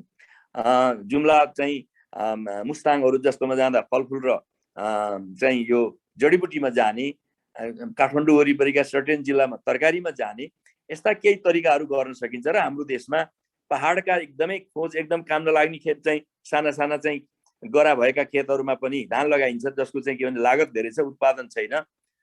त्यसो भएको हुनाले त्यस्ता ठाउँहरूमा जाँदाखेरिमा त्यसले कुनै लागत पर्ता पर्ने अवस्था पनि छैन। हाम्रो कानुनी र चाहिँ त्यो ढाँचा परिवर्तन नहुँदाखेरिमा एकदमै धेरै उत्पादन लागत लगाएर उत्पादन चाहिँ कम उत्पादन गरिरहेको अवस्था छ। त्यसलाई बदल्नलाई झन्डै हाम्रो देशमा के रहेछ भने 80% चाहिँ 80% धान तराईमा हुन्छ, 20% मात्रै पहाडमा फल्छ। अनि त्यो तर 20% पहाडमा चाहिँ गरिने धान खेतीको लागि चाहिँ झन्डै चाहिँ तराईमा चाहिँ हुने 2 गुणा 3 गुणा चाहिँ धान फल्ने ठाउँमा चाहिँ गरिने चाहिँ के भने लागत भन्दा पनि पहाडको लागत चाहिँ बढी छ। त्यसनाले पनि त्यसको प्रतिफल चाहिँ कम छ, मान्छेको परिश्रमको चाहिँ मूल्य लिने हो भने। त्यसनाले यस कुरालाई बदल्नको लागि पहाडमा पहाडकै प्रकृतिको र त्यहाँ बढी लागत आउने खालको चाहिँ उत्पादनमा केन्द्रित गर्ने, तराईमा त्यस ढङ्गले गर्ने र केही जिल्लालाई चाहिँ धानको चाहिँ के भने हामी भात खाने भाले त्यसमा प्रोटेक्सन गर्ने। र यो तपाईले जुन खाद्य बैंक लिमिटेड बनाउने कुरा गर्नु भएको छ, त्यस्तो कुरा सँगसँगै अनि उत्पादनको कुरालाई जोड्ने र बजारसँग जोड्ने र किसानहरूलाई चाहिँ के भने यो उत्पादनसँग चाहिँ जोड्ने र उनीहरूको उत्पादित वस्तु बिक्री वितरणको चाहिँ खरिद र बिक्री वितरणको सुनिश्चितता, या त्यसमा अझ भन्यो भने पब्लिक सेयर इस्यु गर्ने र उनीहरूलाई सेयर होल्डर बनाउने, त्यसबाट उनीहरूलाई पनि मुनाफामा जोड्ने जस्ता कतिपय कुराहरू नीतिहरू बनाउनु पर्ने हुन्छ। त्यो काम गर्दै नेपालमा यो खाद्य बैंकले चाहिँ भूमिका खेल्नु पर्ने हुन्छ। खाद्य अब स्वाभाविक छ, तपाईहरुले बैंकको रूपमा कमर्सियल बैंक जस्तै अथवा खाद्य बैंकको रूपमा जाने हो भने लागत र चाहिँ प्रतिफलको कुरा चाहिँ सँगसँगै आउने गर्छ। यदि तपाईहरुले चाहिँ किसानको उपयुक्त पर्याप्त लागत अनुसारको चाहिँ वस्तु खरिद गर्न सक्नु भएन भने, तपाईले त्यो मूल्य दिन सक्नु भएन भने किसानले तपाईहरुलाई दिन तयार हुँदैन। त्यसैगरी तपाईहरुले चाहिँ के भनेदेखि त्यसको प्रफिट चाहिँ त्यो वस्तुको बिक्री गरेर आउने वस्तु मूल्य चाहिँ लागत तपाईहरुको चाहिँ मुनाफा आउने, तपाईहरुको कर्मचारी अरु तमाम कुराहरुलाई खर्च गरेर चाहिँ ओभरहेड एक्सपेन्सेसलाई कटाएर प्रफिट बस्ने र शेयर होल्डरलाई चाहिँ प्रफिट बाँड्न सक्ने स्थिति भएन भने बैंक चल्न सक्दैन। यो दुईटै कुरालाई खर्च र आम्दानीको या कृषकहरुको चाहिँ के भने उत्पादन र चाहिँ उनीहरुले पाउने प्रतिफलको कुराको सुनिश्चितता यो सँगसँगै चाहिन्छ। यसमा कुन क्षेत्रमा सरकारले कति चाहिँ के भनेदेखि प्रोटेक्सन गर्नुपर्ने हो, कसरी सरकारले चाहिँ त्यो चाहिँ लागतमा चाहिँ कुन क्षेत्रमा सहयोग गरिदिनु पर्ने हो, या यो खाद्य बैंक लिमिटेडलाई पनि कानुनी मात्रै प्रोटेक्सनले पुग्छ कि या सर्टेन अर्थमा चाहिँ आर्थिक हिसाबको चाहिँ अनुदान या सर्टेन चाहिँ शेयरिङमा सरकार बस्नुपर्छ कि, यो विषयमा पनि तपाईहरुको छलफल हुनु जरुरी छ। त्यसो भयो भने अहिले नै मैले यो अहिलेको यो चाहिँ जुम मिटिङमा यसको डिटेल्समा म तपाईहरुको सबै कुरा थाहा नभएको हुनाले म चाहिँ त्यो गहिराईमा त्यो चाहिँ उसमा पुग्न त म सक्दिनँ।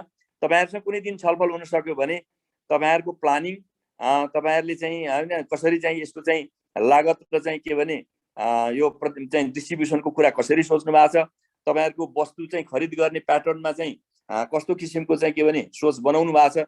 किनभने मैले अघि नै भने यदि मान्नुस् न बाली नालीको पनि स्क्याटर्ड बाली चाहिँ पूर्वदेखि पश्चिमसम्म र पहाडी जिल्लाको पनि सङ्कलन गर्ने हो भने सङ्कलन लागत धेरै पर्छ। त्यो सङ्कलन लागत नै धेरै परिसकेपछि तपाईहरुको त्यसको प्राइसिङमा त्यसको वितरणमा फेरि समस्या पर्छ। त्यसैले सरकारले जोनिङ गर्ने कुरा र त्यो जोनिङ भित्र कृषकलाई जोड्ने र त्यसभित्र तपाईहरुको बैंक र किसानहरू र सरकारको पक्ष त्यसमा आवश्यक पर्ने कानुन यी जम्मै कुरालाई जोड्न सकियो भनेदेखि मलाई लाग्दछ तपाईहरुको यो अवधारणाले सफलता प्राप्त गर्न सक्दछ। त्यस निम्ति अलिकति यो जुन आज छलफल गर्नु भएको छ विभिन्न कोणहरुबाट तपाईहरुको छलफल होस्। अब प्रारम्भ गर्ने संस्थाहरू हुन त नेपालमा यसको स्थिति के बनिएको छ भने खास गरी खाद्य क्षेत्रका धेरै उद्योगहरू नेपाल सरकारले सञ्चालन गरेका खाद्य क्षेत्रका उद्योगहरू ले चाहिँ सस्टेन गर्न सकेका छैनन्। कतिपय अवस्थामा सरकारले खर्च गरुन्जेल ती बाँचेका छन्, खर्च गर्न नसक्ने बित्तिकै चाहिँ मृत्यु भएका छन्। जस्तो धान चामल खरिद कम्पनी भन्ने बनायो, अरू विभिन्न खालका कम्पनीहरू बनाए। ती कम्पनीहरूले चाहिँ के भने बजार अर्थतन्त्रमा जाने भनेपछि ती सबै कुरा चाहिँ टिक्न सकेनन्। अनि सरकारले चाहिँ लागत हेर्न थाल्यो। अब किसानलाई योभन्दा बरु किसानलाई डाइरेक्ट सब्सिडाइज गर्दै चाहिँ फाइदा हुन्छ, यो कम्पनीमा जाने कुरा चाहिँ बेठिक हुन्छ भन्ने जस्ता कुरा हुन थाले। मार्केट इकोनोमीको प्रभाव, बाहिरको दबाव पनि हुन थाल्यो। डब्लुटिओ र त्यसका सिद्धान्तका कुरा गर्दै लिबरल इकोनोमीको पनि कुरा गर्न थाल्यो। हाम्रो जस्तो देशमा न त कम्प्लिटली लिबरल इकोनोमीबाट जान सकिन्छ, न त कम्प्लिटली चाहिँ स्टेट ओनबाट जान सकिन्छ। हामी मिक्स एउटा इकोनोमीबाट मिक्स पोलिसीबाट जानुपर्ने हुँदा त्यसमाले सरकारको भूमिका कति, तपाईहरुको भूमिका कति, किसानको भूमिका के हो र त्यसमा यो बैंकलाई सस्टेन गर्नको लागि चाहिँ कस्तो कस्तो किसिमको पोलिसी चाहिँ सरकारले गरिदियो भनेदेखि तपाईहरुलाई अनुकूल हुन सक्दछ भन्ने कुरालाई चाहिँ तपाईहरुले अलिकति राम्रो किसिमको वर्कआउट गर्नुस्। र आज आएका छलफलको आधारमा फेरि कुनै दिन एकदम फिजिकल प्रेजेन्समा उपस्थितिको बीचमा यो छलफल गर्न पाइयो भनेदेखि मलाई लाग्छ म नजिकबाट तपाईहरुलाई यो भन्दा बढी गहिराईमा चाहिँ सल्लाह दिन सक्छु र या त्यसमा तपाईहरुले ल्याउनु भएको विचारहरूलाई चाहिँ नीति निर्माणदेखि लिएर विभिन्न ठाउँमा पुर्याउने र त्यसलाई नीति निर्माणको तहमा चाहिँ कन्भर्ट गर्ने, त्यसमा चाहिँ त्यसलाई चाहिँ पहिला त नीति पारित गर्ने र त्यसको कार्यान्वयनमा मैले चाहिँ प्रत्यक्ष रूपले परोक्ष रूपले विभिन्न रूपले चाहिँ कहीँ म आफैले, कहीँ अरू साथीहरू मार्फत, कहीँ सरकारले गर्नुपर्ने कुरामा मैले लबिङ गर्नुपर्ने, एमपीजहरूलाई चाहिँ मैले भन्नुपर्ने या नेताहरूलाई भन्नुपर्ने, यी जम्मै कुरा गरेर चाहिँ यसलाई हामी कार्यान्वयन गर्न सक्छौँ। त्यो कुरामा चाहिँ तपाईहरुको चाहिँ छलफलले के भन्दछ त्यो कुरा प्राप्त होस्। तपाईहरुको जो कन्सेप्ट छ, कन्सेप्ट अघि नै मैले भने जतिसुकै कुरा गरे पनि कम्प्युटर ल्याओस्, मान्छेले आधुनिक आजभन्दा सबभन्दा के अरे इनोभेसन र अरू कुराहरूमा चाहिँ जतिसुकै विकास गरे पनि म्यानलेस कार आओस्, रोबोट आओस्, अर्को आओस्, खाद्य कुराको कुनै विकल्प छैन। खाद्य कुराको कुनै विकल्प छैन र जतिसुकै चाहिँ एडभान्स कन्ट्री भए पनि खानेकुरा चाहिँ खाएर मात्रै मान्छे बाँच्छन्। जतिसुकै सम्पन्न मान्छे, जतिसुकै शिक्षित मान्छे भए पनि खाने र लाउने कुराको कुनै विकल्प म देख्दिनँ। त्यस कारणले यस क्रममा तपाईहरु यो यसको मार्केट छ, तर यसमा चुनौती र चाहिँ चुनौती पनि त्यतिकै भएको हुनाले तपाईहरु यसतर्फ ध्यान दिनुस्। म यही शुभकामना भन्दै म अहिले बिदा हुन्छु। मेरो कार्यदलको बैठक सुरु हुन लाग्यो, त्यसैले मैले यसमा तपाईहरुसँग धेरै कुरा सुन्न पाइन। धन्यवाद। हस्, धेरै धेरै धन्यवाद सर। यस्तो कार्यव्यस्तताका बावजुद पनि थोरै समय हामीलाई दिनुभयो, यसको लागि धेरै धेरै कृतज्ञ छौँ। अबको पालो हाम्रो प्रोफेसर डाक्टर जीवनाथ धिताल सरलाई। जीवनाथ धिताल सरले कृषि र पर्यटनलाई कसरी जोड्न सकिन्छ र त्यसबाट पनि कृषि विकासलाई कसरी अगाडि लान सकिन्छ भन्ने विषयमा थोरै आफ्नो भनाइहरू राख्न सक्नुहुनेछ। धन्यवाद।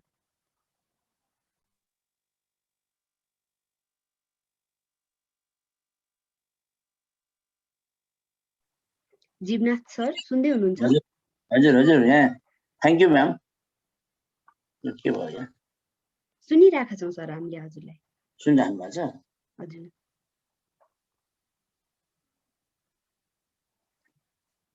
सर्वप्रथम त नमस्कार सबैमा र अब धन्यवाद सरिता म्याम, विशेष गरेर अब हाम्रो राष्ट्रिय खाद्य बैंकका अध्यक्षज्यू, मान्य मन्त्रीज्यू मन्त्रीज्यू त हिँडिसके जस्तो लाग्यो।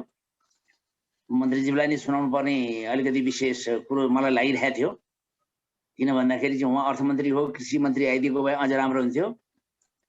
अब विशेष गरेर यो राष्ट्रिय खाद्य बैंकले जुन किसिमको यो कृषि क्षेत्रमा नीति र कानुनको जटिलताको सन्दर्भमा जुन प्रोग्राम सञ्चालन गर्यो, यो नै सबभन्दा चाहिँ मलाई साह्रै खुसीको कुरो लाग्यो। किनभने यो देशमा कृषि क्षेत्र भनेको अत्यन्तै महत्त्वपूर्ण, जहाँ कि अब होल पपुलेसन, टोटल पपुलेसनको 66% मान्छे कृषि पेसा भनेर बसेका छन्।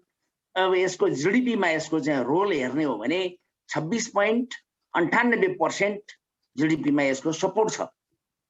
अनि यो कृषि क्षेत्रमा यत्रो मान्छेहरू लागेको छ, जहाँ कि अब अमेरिका जस्तो देश जहाँ कि 2% मान्छेहरू कृषि क्षेत्रमा छन्। अब हामी 66% मान्छेहरू कृषि क्षेत्रमा छौँ, तर पनि हामी बढी भन्दा बढी खाद्यान्न हामी आयात गर्छौँ। हामीले किन आयात गर्नु परिरहेको छ? त हामीसँग जमिन छैन कि? कुल भूमिको 14%, 14.7% भूमि त हाम्रो कृषि भूमि छ, कल्टिभेटेड ल्यान्ड छ, अत्यन्तै राम्रो। हाम्रो पहाड चाहिँ तराई समेत गरेर हेर्ने हो भने हामीले विभिन्न किसिमका चाहिँ खेतीहरू गर्न सक्छौँ। तर पनि हामी किन कृषि क्षेत्रमा चाहिँ पछाडि पर्यौँ? र हामी अहिले कृषि प्रधान देश भन्छौँ फेरि आफूलाई, हामी कृषि प्रधान देश हो कि होइन? अब हामीलाई यो एउटा क्वेसन नै आउने भयो। त्यसैको सन्दर्भमा मैले अब अलिकति प्रसङ्ग के उठाउन लागेको भने टुरिज्म, मेरो आफ्नो विषय पनि टुरिज्म र एग्रिकल्चर नै हो। त्यही भएर अब चाहिँ अब राष्ट्रिय खाद्य बैंकले मलाई अलिकति बोल्ने अवसर दिया होला, यसको लागि धन्यवाद छ। र टुरिज्म र चाहिँ यो चाहिँ कृषिलाई जोड्ने जुन हो नि, जुन हामीले जोड्ने प्रयास गर्छौँ भने त्यसलाई हामी एग्रो टुरिज्म भन्छौँ। एग्रो टुरिज्म भनेको एग्रिकल्चर र टुरिज्मको कम्बिनेसन हो। त्यो एग्रो टुरिज्म भनेको कृषिले गर्दाखेरि टुरिज्मलाई कतिको चाहिँ प्रमोट गर्छ र चाहिँ अब टुरिज्मले चाहिँ अब कृषिलाई कतिको चाहिँ अब इन्हान्स गर्नको लागि सपोर्ट गर्छ भन्ने कुरा नै हो। र अब यो कृषि र चाहिँ अब के अरे टुरिज्मलाई हामीले एकै ठाउँमा राख्दाखेरि हामीले कानुन पनि हाम्रो अलग अलग छ। फेरि टुरिज्म ऐन 2035 अलग छ, जसले कृषिको पुरै गर्दैन। र चाहिँ कृषिका धेरै ऐनहरू छन् र हाम्रो संविधानमा पनि व्यवस्था छ, जहाँ चाहिँ अब यो कृषि एग्रो टुरिज्मको कुरो सामान्यतः जोडिएको अवस्था कानुनमा छैन। अब कृषि क्षेत्रमा नीति र कानुनको जटिलताको सन्दर्भमा एउटा कुरा के छ भने मलाई अब यहाँहरूले विशेष गरेर एग्रो टुरिज्मले किसानहरूको लाइफ स्ट्यान्डर्ड कसरी परिवर्तन हुन सक्छ, साँच्चै एग्रो टुरिज्म भनेको के हो, एग्रो टुरिज्मका समस्याहरू के छन्, र चाहिँ अब यो हाम्रो देशमा यसको भोलिको चाहिँ अब पोटेन्सियलिटिज, सम्भाव्यता के कस्तो छ, यी कुराहरूलाई हामीले केलाउनु पर्छ जस्तो मलाई लाग्छ। तब यसमा के छ त भन्दाखेरि म अलिकति यसको सन्दर्भमा विदेशी अलिकति एडभान्स मुलुकहरूमा जहाँ एग्रो टुरिज्म छ त्यो बारेमा अलिकति सेयर गर्न चाहन्छु। के सेयर गर्न चाहन्छु भने विशेष गरेर डेभलप्ड मुलुकहरू जस्तै कतिपय अब जस्तै ताइवानको बागुवा टी गार्डन भन्ने छ, जुन चाहिँ एउटा त्यो फार्म हो, फेमस फार्म हो। त्यो फार्ममा धेरै मान्छेले काम पाएका छन् र टुरिस्टहरू त्यहाँ जान्छ, त्यो फार्ममै जान्छ। त्यही होमस्टे छ, र चाहिँ त्यही मान्छेहरू होटेलमा बस्न चाहँदैन, एकोमोडेसनको व्यवस्था त्यही छ, त्यही लग्जरी बेड्सहरू छ, ब्रेकफास्टको व्यवस्था त्यही छ, त्यही चाहिँ अब स्पाहरूको व्यवस्था छ, स्विमिङको व्यवस्था छ। त उनीहरू के चाहन्छन् टुरिस्टहरू, तिनीहरूको लागि पनि त्यही छ। उनीहरू फार्ममा बस्न चाहन्छन्, सफा ठाउँमा, त्यो ग्रामीण क्षेत्रमा, ग्रामीण जनजीवनमा उनीहरू रमाउन चाहन्छन्, त्यहाँको फलफुल टिप्न चाहन्छन्, ताजा फलफुल खाने कसरी भनेर चाहन्छन्, हार्भेस्टिङ कसरी गर्छ, त्यहाँ कसरी चाहिँ अब त्यसलाई चाहिँ अब स्टोरेज गरिन्छ, ती कुराहरू सिक्छन्, कतिपय कुराहरू आफ्नो देशमा लैजान्छन्। त्यस्तै ताइवान मात्रै होइन, इटालीको जस्तै अब टस्कानी भन्ने एउटा चाहिँ अब त्यहाँको डेस्टिनेसन छ, जहाँ चाहिँ अब त्यो एकदम पुरानो इटालीको अब त्यहाँ त्यो फर्म हो। त्यस्ता फर्महरू झन्डै 20,000 फर्महरू के अरे इटालीमा छरिएर बसेका छन् देशैभरि। ताइवानमा 200 भन्दा बढी चाहिँ अब यस्ता कृषि फर्महरू चाहिँ छरिएर बसेका छन्। फर्म भने के हो त भन्ने कुरामा चाहिँ अलिकति चाहिँ अब जस्तै स्पेनको मालोर्का अब यो एक किसिमले चर्चित छ। त्यस्तै गरेर चाहिँ अब हवाई क्षेत्रमा चाहिँ अब हवाई क्षेत्रको चाहिँ अब त्यहाँ त एग्रो टुरिज्मको एसोसिएसन नै एकदम मजबुत छ, जसले गर्दाखेरि उसले नै अब टुरिस्टहरूलाई चाहिँ अब चाहिँ सपोर्ट गर्ने गर्छ। अब यो हवाई क्षेत्र क्यारिबियनको चाहिँ अब ग्रेनाड यो ठाउँ त्यतिकै चर्चित छ। अमेरिकाको क्यालिफोर्निया क्षेत्र जहाँ कि अर्गानिक फार्म्सहरू व्यापक रूपमा चाहिँ सञ्चालित छन्। हामीले डेभलप्ड मुलुकहरूमा हेऱ्यौँ भने हामी के देख्छौँ त भने सामान्यतः फार्महरू ठुलो मात्रामा चलाएका छन्। हामीले सानो रूपमा हामीले सञ्चालन गर्यौँ भने के हुन्छ र ठुलो रूपमा चलायौँ भने के हुन्छ भन्ने कुरामा हाम्रो किसानहरू कतिको जानेका छन् र साँच्चै भन्ने हो भने हामीले किसानहरूलाई कतिको पढाएका छौँ, कतिको इन्भाइरोमेन्ट दिएका छौँ, त्यो बारेमा हामीले समीक्षा गर्नुपर्ने जस्तो मलाई लाग्छ। अब यो अर्थमन्त्रीजी जानुभयो अथवा चाहिँ अब चाहिँ कृषि मन्त्रीज्यू यहाँ धेरै विज्ञ रेस्पेक्टेड विज्ञहरू हुनुहुन्छ। त म के निवेदन गर्न चाहन्छु भने कृषि क्षेत्रमा हाम्रो ध्यान पुगेको चाहिँ छैन।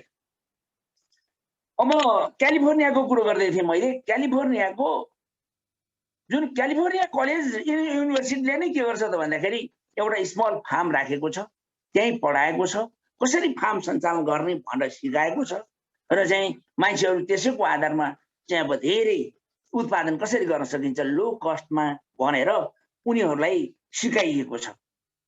किसानहरू पढे लेखेर धेरै बुझेर कृषि क्षेत्रमा चाहिँ बढी मान्छे काममा यसरी लागेका छन्। हाम्रो चाहिँ के छ त भने 10 कक्षा पढ्यो माटो छोड्यो, 11 कक्षा पढ्यो देशै छोड्यो भन्ने त कहावतै छ। तब 11 कक्षा पढेपछि यो देशमा बस्न आवश्यक छैन, किनभने काम पाइँदैन। अब खेती किसान गरेर फाइदा छैन।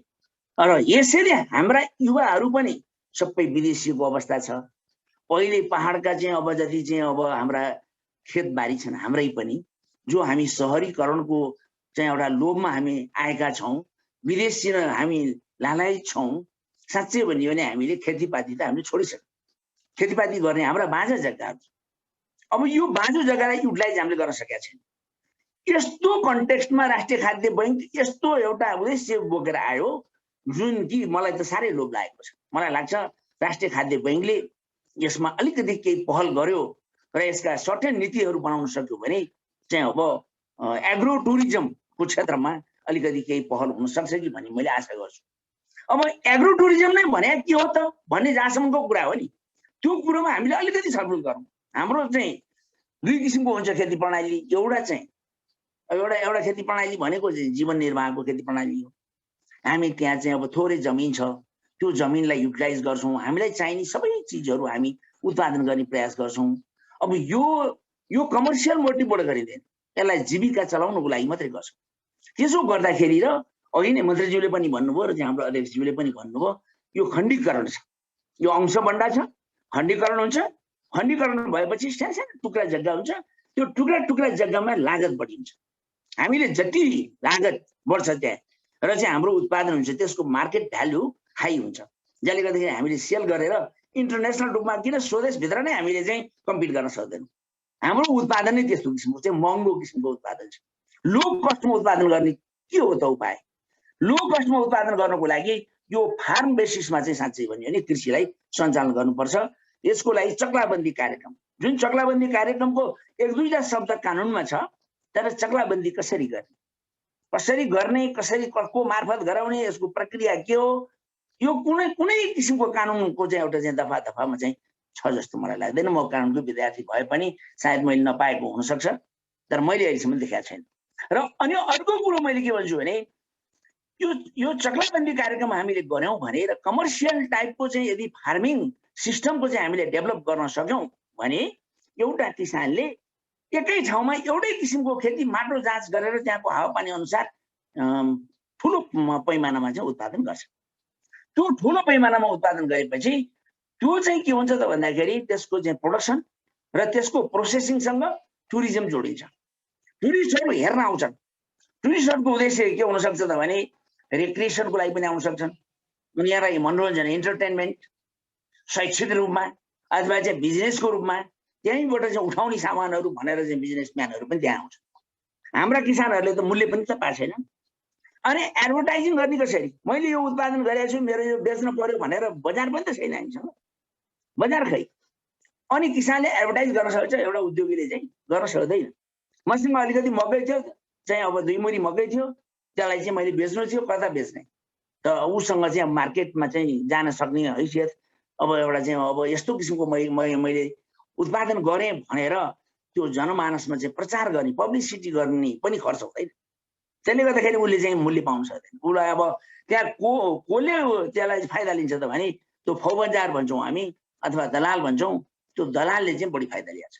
खास किसानले फाइदा लिएको छैन, तर चाहिँ अब त्यो दलालले लिएको छ। त्यसले गर्दाखेरि यो एग्रो टुरिज्मको जुन एलिमेन्ट्स मैले भने, यो कमर्सियल ढङ्गले सञ्चालन गर्नु पर्यो, कमर्सियल इन्टरप्राइजेसको रूपमा डेभलप गर्नु पर्यो, र त्यसको प्रोडक्सन र त्यसको प्रोसेसिङ जुन छ, प्रशोधन र चाहिँ उत्पादनलाई चाहिँ टुरिज्मसँग जोड्नु पर्यो।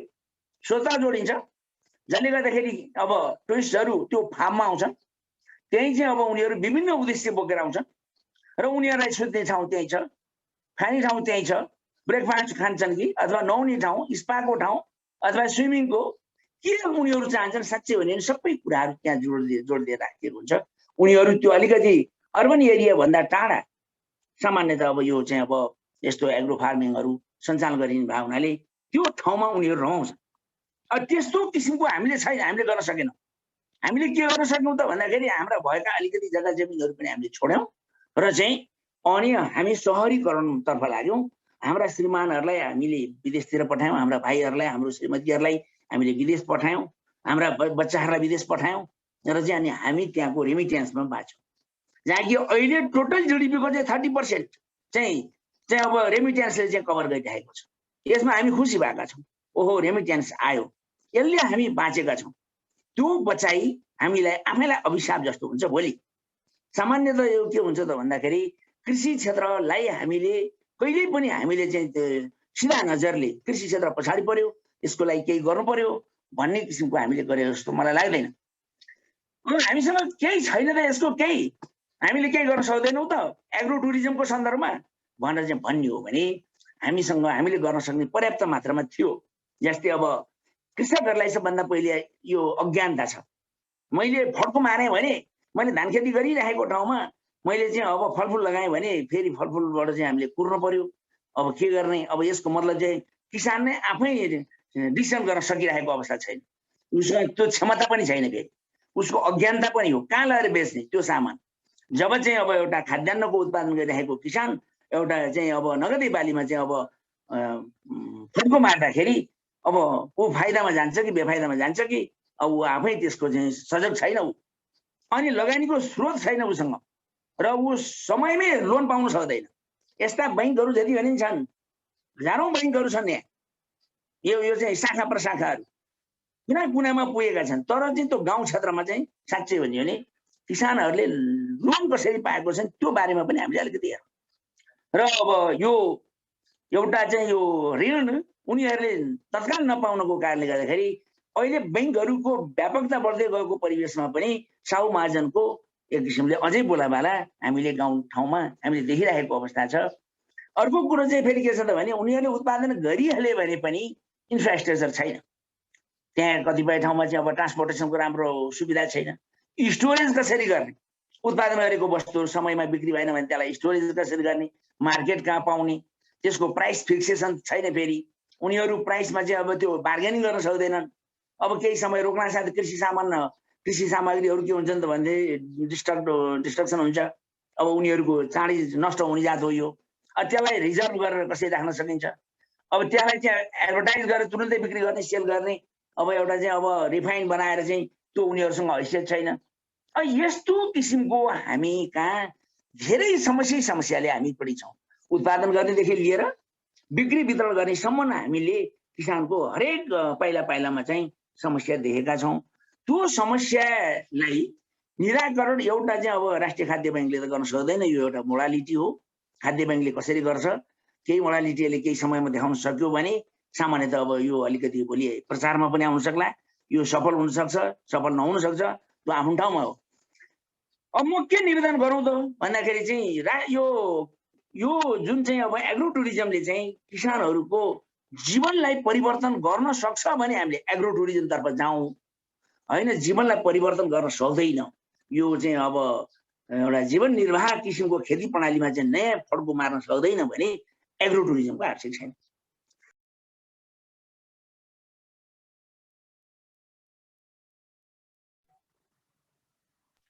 एग्रो टुरिज्मको आवश्यकता छ भनेर चाहिँ धेरै डेभलप्ड मुलुकहरूले हामीलाई प्रमाणित गरेर देखाइदिइसकेको अवस्था छ।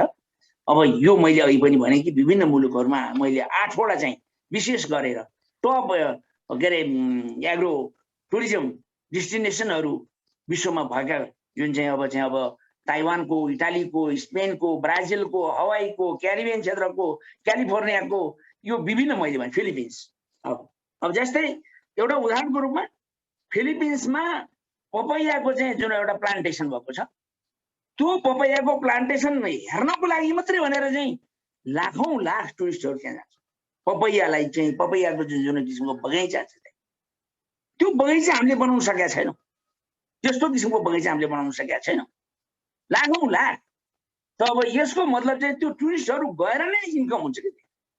त अब यो पपैया प्लान्टेसन एउटा बाटो हो, एउटा ठुलो फार्म भयो त्यहाँ, तर चाहिँ त्यसलाई हेर्न जाने चाहिँ जुन टुरिस्टहरू हो त्यो टुरिस्टहरूबाट चाहिँ आउने जुन किसिमको इन्कम हो त्यो एग्रो टुरिज्मको चाहिँ बेनिफिट हो। त्यो एग्रो टुरिज्म हामीले कृषि क्षेत्रलाई चाहिँ विकास कसरी गर्नु पर्यो त भने हामीले गरेको कृषि क्षेत्रको चाहिँ जुन किसिमको चाहिँ प्रोडक्सन छ, प्रोसेसिङ छ, त्यसलाई हेर्नको लागि विश्वबाट मान्छेलाई आकर्षित गर्न सक्नु पर्यो। त्यो गर्न सक्यौँ भने त्यो एग्रो टुरिज्म हुन्छ।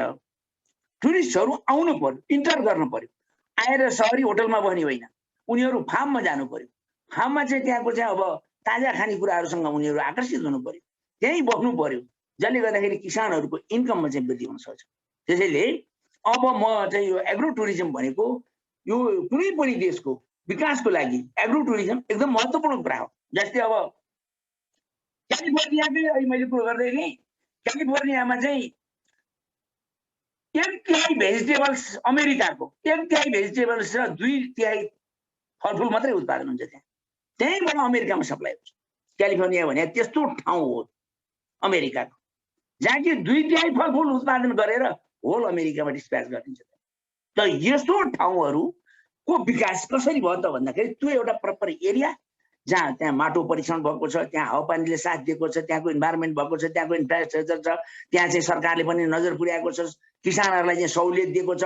हरेक दृष्टिकोणले चाहिँ किसानहरू अब अमेरिकाको चाहिँ किसान भनेपछि एकदम धनी भित्र पर्छन् उनीहरूको त्यत्रो इन्कम हुन्छ। त अमेरिकाको चाहिँ किसान भनेपछि धनी छन् भन्ने कुरो सम्झिन्छौँ भने नेपालको किसान भनेपछि हामी सबैभन्दा गरिब, फाटेको कपडा लाउने, फाटेको चाहिँ अब जुत्ता लाउने। त यो स्थितिमा हामी कसरी पुग्यौँ? तब हामीले हाम्रो किसानलाई चाहिँ हामीले माथि ल्याउन सक्यौँ कि सकेनौँ त? अब यो नसक्नुको कारण के? त हामी यसरी पछाडि पर्नुको कारण के? अब यो कुरामा हामीले हाम्रो ध्यान जानुपर्छ जस्तो मलाई लाग्छ। जस्तै उदाहरणको लागि अघि मन्त्रीजीले भन्नुभएको थियो, अब धान चामल निर्यात कम्पनीहरू थिए हाम्रा। जस्तै उदाहरणको लागि चाहिँ 1974-75सम्म चाहिँ हामीले हेर्ने हो भने हाम्रो 8वटा धान चामल निर्यात कम्पनी थियो। त्यो सरकारको 51% लगानी थियो त्यसमा। अनि चाहिँ निर्यात गर्दाखेरिको अवस्थामा चाहिँ के थियो त भन्दाखेरि अब कुल चाहिँ अब निर्यातको 65% धानले मात्रै ओगटेको छ। यो 1965 को चाहिँ रिपोर्ट हो। 1965 मा 65% धान चामलको मात्रै चाहिँ कुल निर्यात ओगटेको ठाउँ हो। अब हामी धान चामलै हुँदैन त यहाँ भनेर भनियो भने पनि अब यहाँ करिब चाहिँ 1.45 मिलियन हेक्टर भूमि धान उत्पादन हुन सक्छ हाम्रो नेपालमा, जहाँ कि अब कुल खाद्यान्नको चाहिँ अब 50% धानले मात्रै चाहिँ ओगटेको छ। अब यो स्थितिमा हामीले 74-75सम्मको रिकर्ड हामीले हेर्ने 1974-75सम्म भनेदेखि 8वटा चाहिँ हाम्रो निर्यात कम्पनीहरू मात्रै थिए, जसले गर्दाखेरि हामीले 1960 को तथ्याङ्क हेर्ने हो भने सरकारी तथ्याङ्क है मैले यो देखाएको यहाँहरूसँग 45 मिलियन डलर बराबरको चाहिँ धान चामल हामीले इन्डियामा मात्र निर्यात गरेको छौँ, इन्डियामा मात्रै 1960 मा। अब 2015 मा आउँदाखेरि सन् 2015 मा आउँदाखेरि 210 मिलियन धान चामल चाहिँ हामीले इन्डियाबाट आयात गरेका छौँ। 210 मिलियन। मैले यो डेटामा अलिकति खेलौँ भनेर भन्न खोजेको कारण के हो भने यहाँहरू विज्ञ हुनुहुन्छ, विज्ञहरूले यसलाई चाहिँ अलिकति चाहिँ हामीले एनालाइसिस गर्नुपर्ने हुन्छ कि हामी अब यो 60 र 15 को बीचको 1960 र 2015 को बीचको अवधिमा हामी कहाँ हालमा ल्याउँ। तपाईँ यो जीडीपी को जुन किसिमको चाहिँ अब चाहिँ कम्पोजिसन छ, जीडीपी को कम्पोजिसन चाहिँ जतिसुकै हाम्रो जीडीपी भए पनि 78% हामी कन्जम्सनमा चाहिँ लैजान्छौँ, हाम्रो हाउसहोल्ड कन्जम्सनमा चाहिँ जान्छ, त्यत्रो खर्च हुन्छ हाम्रो चाहिँ हाउसहोल्ड कन्जम्सनमा। तपाईँ यसले गर्दाखेरि हामीले साँच्चै के अब धान चामलमा चाहिँ हाम्रो अहिले उत्पादन कम भयो अथवा चाहिँ धान चामल हामीले के उत्पादनै गर्न छोड्यौँ, हामीले कुटो कोदालो सिरानी राखेर बस्यौँ। अब के त यो के हो भन्ने कुराको सन्दर्भमा हामीले छलफल गर्नुपर्छ जस्तो मलाई लाग्छ। र अनि अर्को कुरो मैले सेयर मात्रै गर्न खोजेको, यहाँ अहिले भइरहेको यथास्थितिका कुराहरू म एउटा अर्थशास्त्रको विद्यार्थी भएको नाताले सामान्यतः यो एउटा कृषि क्षेत्रकै चाहिँ अब अलिकति अध्ययनमा म लागिरहेको हुनाले यो तथ्याङ्कहरू सेयर गर्न चाहियो। र यो चाहेको चाहिँ कारण के हो त भने हामी सबैको ध्यान चाहिँ कृषि क्षेत्रमा चाहिँ जानुपर्छ, हामीले व्यापक रूपमा यसमा चाहिँ छलफल गर्नुपर्छ भन्ने नै मेरो भनाइ हो। र यहाँ अर्को कुरो के छ त भने छिमेकी मुलुकलाई हेरौँ हामी। छिमेकी मुलुक भारतले 14वटा मुलुकहरू अहिलेको रिसेन्ट 14वटा मुलुकहरूमा चाहिँ धान चामल निर्यात गर्छ। ऊ हिजो हामीसँग धान निर्यात आयात गर्थ्यो, अहिले 14वटा मुलुकमा चाहे 3 दशकदेखि चाइनाले पनि इन्डियाबाट चाहिँ धान आयात गरिराखेको छ। यसरी 14वटा मुलुकलाई निर्यात गर्न सक्ने हैसियत इन्डियाको छ। त्यहाँ फार्महरूको डेभलप हुन थालेको छ, तर हामी कहाँ फार्महरू छैन, हामीहरू कहाँ फार्म छैन। हामी कहाँ चाहिँ फार्म छ भनेर हामी के भन्छौँ भने सानो कुरालाई चाहिँ हामीले चित्त बुझाएर बसेका छौँ, त्यो हामीसँग फार्म नै छैन। मैले यहाँ त फार्मको कन्सेप्टै मैले देखिरहेको छैन नेपालको कन्टेक्स्टमा। हामी चाहिँ के भन्छौँ भने ओहो हामीसँग त के छ यहाँ अब मुस्ताङको स्याउ छ, अब यहाँ चाहिँ अब चौरीहरू छन्, त्यहाँ अब चाहिँ त्यहाँ चिजहरू बन्छ, छुर्पी बन्छ। अब तराईतिर जाने हो भने पनि हामीले चाहिँ त्यहाँ धेरै चाहिँ अब के अरे पोल्ट्री फार्महरू छ। यस्तो सानो कुरामा जस्तै कतिपय डेकोरेटिभ टाइपको चाहिँ फ्लावर्सहरूको हामीले निर्यात गरेका छौँ। यत्रो कुरामा हामीले चित्त बुझाएको छौँ, तर हामीले एउटा विश्वलाई देखाउन नसके पनि नेपालीहरू इन्टरनल टुरिज्महरूलाई पनि गएर हेर्न सक्ने एउटा के अरे कृषि फर्म हामीले बनाउन सकेका छैनौँ। सरकारले पहिला हिजो अब जस्तै लुम्ले कृषि फर्म जस्तो बनायो, अब यो के चाहिँ अब सानोतिनो चाहिँ अब कृषि फर्मको एउटा चाहिँ अब एउटा डेमोन्स्ट्रेसन गर्न त खोज्यो, तर तिनीहरू कुनै पनि उपयोगी देखिएन। त्यसैले गर्दाखेरि टुरिज्म र एग्रो टुरिज्म जुन भन्छौँ नि हामी, एग्रो टुरिज्म चाहिँ डेभलप गर्नु छ भने हामीले एउटा फार्म बेसिसमा चाहिँ कृषि उत्पादन गर्न जरुरी छ भन्ने मेरो निवेदन गराइ हो। र अर्को कुरो के छ भन्दाखेरि अब अलिकति मैले टाइम लिइरहेको छु कि के छ, अब मैले अलिकति केही कुरा राख्न निवेदन गर्छु। हजुर सर, अब बिस्तारै छुट्याउनु होला, त्यसपछि हाम्रो सहभागीहरूले हजुरलाई प्रश्न राख्नु नै हुनेछ, त्यतिखेर पनि आफ्ना कुराहरू उत्तर मार्फत दिन सक्नुहुनेछ सर। हजुर थ्याङ्क यू। म छुट्याउन लाएँ, मैले यसमा कानुनको कुरो अलिकति राख्न लाएँ।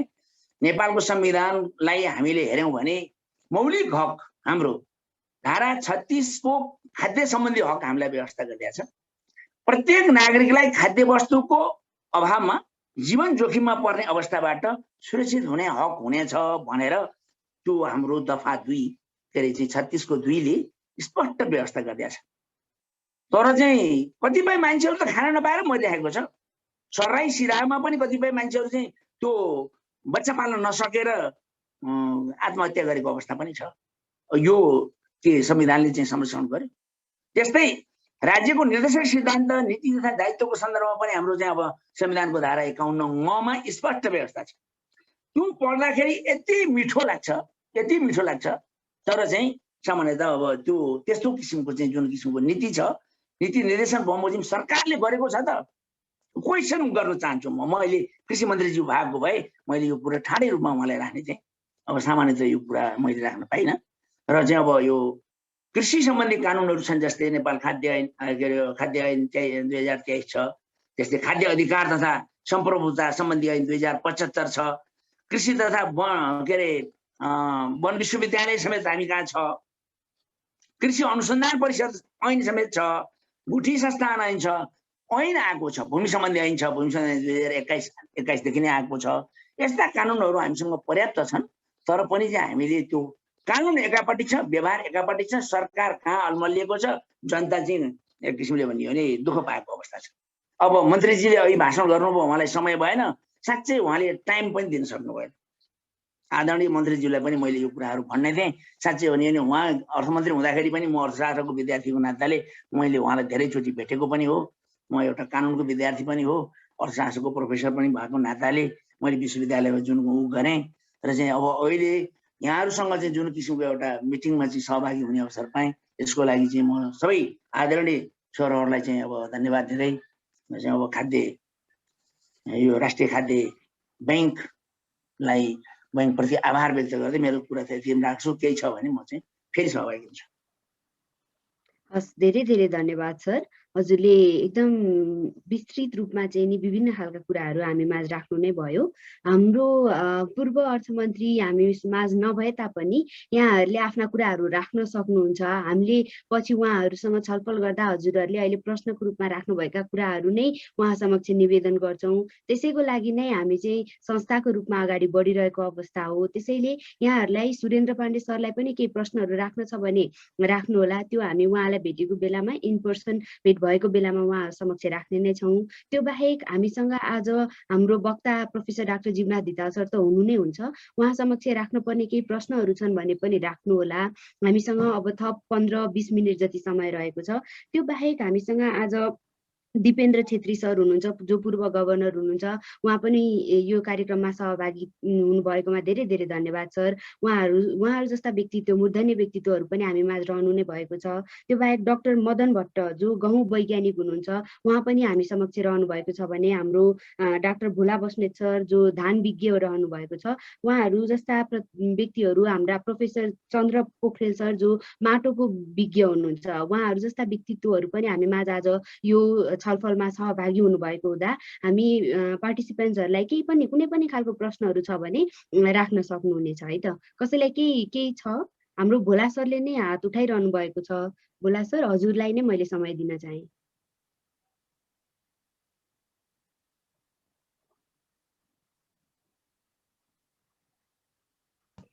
हेलो हजुर सर, सुनिराखेका छौँ। सुन्नु भएको छ? हजुर। ल वन्दनाजी, तपाईँलाई धन्यवाद है, मलाई पहिले टाइम दिनुभयो। यो पूर्व अर्थमन्त्रीज्यू हाम्रो प्रोफेसर धितालज्यू दुईटैसँग प्रस्तुति गर्नुभयो, धेरै कुरा थाहा भयो र म केही कमेन्ट गर्न चाहन्छु। म पनि तपाईँको मेरो कमेन्ट चाहिँ नि के हुन्छ भने धेरै जसो तपाईँको यो विज्ञहरूले खोज्या हुँदैनन्। हेर्नुहोस् है, विज्ञहरूले खोज्या हुँदैनन्। म चाहिँ नि विज्ञ त्यो व्यक्तिलाई भन्छु जसले पढेर सफलतापूर्वक त्यो कार्य सम्पादन गरे हुनु पर्यो। हाम्रो धेरै चाहिँ नि पढ्ने गर्ने कम भएर पाएको छु मैले। त्यस हुनाले त्यो मैले भने जस्तो विज्ञहरूलाई प्रयोग गर्न पर्यो भन्न खोज्या हो एउटा। अब यहाँ धेरै तथ्याङ्कहरू पनि आयो, हेर्नुहोस् है। जस्तै आजभन्दा 12-13 वर्ष अगाडि सन् 2007-08 मा विश्व खाद्य सङ्कट भएको थियो। त्यो विश्व खाद्य सङ्कट भएको बेलामा भारतले 4 वर्षसम्म यो 90% भन्दा बढी त फेरि भारतबाट आयात गर्छौँ हामी चामल। 4 वर्षसम्म गैर बासमती भने मोटो धान चामल अरू देशमा जानै प्रतिबन्ध लगाइयो। त्यस हुनाले म त्यो बेलादेखि के भन्थेँ भने हामी भारतबाट पनि आयात गर्न नसक्ने, देश आफै पनि आत्मनिर्भर नहुने हो भने तपाईँ हामीसँग पैसा खल्टीमा भए पनि त्यो चामल किन्न नसक्ने अवस्था आउँछ जुन आयो। त्यस हुनाले त्यो बेलादेखि म इस्यु एउटा के उठाउँथेँ भने यो विश्व खाद्य सङ्कटपछि अब हामी तपाईँको पैसा भयो भने किन्न नसक्ने अवस्था हुन्छ, आफै आत्मनिर्भर हुनु पर्यो। आत्मनिर्भर हुनु पर्यो भने विज्ञको हिसाबले म अब खुसीको कुरा, राष्ट्रिय खाद्य ब्याङ्कले मलाई धानको सल्लाहकारको रूपमा नि ल्याएको छ। नेपाल चेम्बर अफ कमर्सले नि हालसालै सदस्यको रूपमा कृषिको समितिमा नि राखेको छ। हो, त्यसरी सरकारले खोज्नु पर्यो। अब देशलाई कसरी आत्मनिर्भर बनाउनु भने तपाईँको टाइम हुँदैन। म छोटो 2-3टा कुरा गऱ्यो भने देश धानमा आत्मनिर्भर हुन्छ। एउटा भन्छु म, वैज्ञानिक तरिकाले धानको बिउ छान्ने, त्यति मात्रै गरे नि 10 देखि 15% उत्पादन बढ्छ। अर्को कुरो अहिले चैते धानको पनि कुराहरू आयो यहाँ।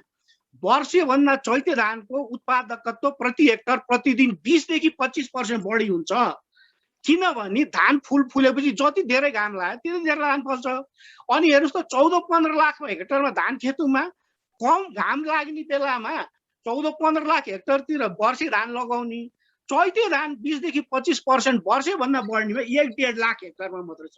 त्यो किन गरे भने एउटा त सिँचाइ चाहियो चैते धान गरेर, अर्को यो अहिले असाढमा पाकिरहेछ झमझम वर्षा हुन्छ त्यो काटेर वर्षे धान लगाउनुहुन्छ। त्यस हुनाले त्यो सुकाउने ड्रायर मेसिन किसानलाई उपलब्ध गर्न आउनु पर्यो चैते धानमा। अनि अहिले मैले अस्ति अहिले कुरा नि आयो हाम्रो अध्यक्षज्यूले नि भन्नुभयो त्यो गौरादह झापामा हेर्नुहोस् त 100 बिघामा अस्ति हामी 1-1.5 महिना अगाडि जाँदाखेरि चैते धान हर्दीनाथ 1 लगाइरहेको थिए। अब त्यो सुकाउनलाई कति मार भाडा छ, असाढा पाक्यो। त्यस हुनाले ड्रायर मेसिनको सरकारले उपलब्धता गराइदिन पर्यो भन्न खोजेको म। हेर्नुहोस् त आत्मनिर्भर वैज्ञानिक तरिकाले बिउ छान्नुहोस्, 10-15% उत्पादन बढ्छ। चैते धान लगाउनुहोस्, वर्षेभन्दा 20 देखि 25% उत्पादन बढ्छ मैले भनिहालेँ। अब अर्को यहाँ एग्रो टुरिज्मको कुरा हाम्रो प्रोफेसर धितालजीले कति राम्रो कुरा भन्नुभयो। म चाहिँ नि के भन्छु भने उदाहरण दिएर कुरा गर्छु, त्यसमा थोरै अलिकति टाइम लाग्यो होला। अब हेर्नुहोस् विदेशीलाई नि क्यामेरा दिने, हामी नेपालीलाई नि क्यामेरा दिने। त्यो क्यामेरा दिएर हामी नेपाली त्यो युरोप अमेरिका गयो भने त्यो ठुल्ठुलो बिल्डिङ अगाडि फोटो खिच्छौँ हेर्नुहोस्। तर त्यो विदेशी अमेरिकन युरोपीय आयो भने भक्तपुर होइन तपाईँको पाटनहरूको त्यो फोटो खिच्नु पुरातात्विक विभागको। अनि कृषिकै हिसाबले म उदाहरण दिन्छु लास्टमा। हाम्रा त यस्ता युनिक चिजहरू छ जुन एकै ठाउँमा होस् अनि कति आउँछन् त टुरिस्टले इन्ट्रेस्ट भने जस्तै मैले भने हेर्नुहोस् त एउटा पाट्ने पालुङ्गो भन्ने छ हेर्नुहोस्, त्यो महिनाको वर्षको माघ 1 गते मात्रै पाइन्छ। यति मिठो हुन्छ त्यो उदाहरण दिए हो मैले तपाईँको। अनि अर्को चाहिँ तपाईँको हेर्छ धानकै उदाहरण दियो भने एउटा तल्सिङ ठग्ने धान भन्छ कि, धान त डाँठबाट बाला बाहिर आएर फल्या देख्छ तल्सिङले। एउटा यस्तो धान छ गमडी भने त्यो बाला बाहिर नआइकन डाँठभित्रै पाक्ने। अनि तल्सिङ जहिले नि मोइका जान्छ अरे फलेन भन्छ अरे। त्यस्ता युनिक गमडी धान छ। अनि एउटा लैला मज्नु भन्ने धान छ, धानभित्र त एउटा चामल हुन्छ तर दुईटा हो। त्यसैले प्रेमी प्रेमिकाको नाम राखेर लैला मज्नु हिर राजा भनेर त्यस्तो धान पनि छ। अब जुम्ली मार्सी संसारमा चिनाउने, संसारको सबभन्दा हाइएस्ट अल्टिच्युडमा हुने जुम्लाको छुमचरको जुम्ली मार्सी चामल हेर्नुहोस् यस्तो दिन। अब तपाईँ आछाममा गयो भने 9 मुठे गाई भन्छ हेर्नुहोस् है। यो मुठी 1, 2, 3 त्यति उचाइ कम भएको गाई हेर्न पायो भने, लुलु गाई मुस्ताङको हेर्न पायो भने कति खुसी हुन्छ त्यो टुरिस्टहरू। अब मुडेको आलु भन्छौँ हामी होइन, या काइन्ड गोड चिज भन्छौँ। यस्ता सबै चिजहरू एकै ठाउँमा पाएर त्यहाँ हाम्रा टुरिस्टहरूलाई विदेशीहरूलाई लान सक्यो भने त ऊ त कति खुसी हुन्छ हेर्नुहोस्। त्यसमा टाइमको पाबन्दी छ। म अब यति भन्दै बिदा हुन्छु। हस्त नमस्ते।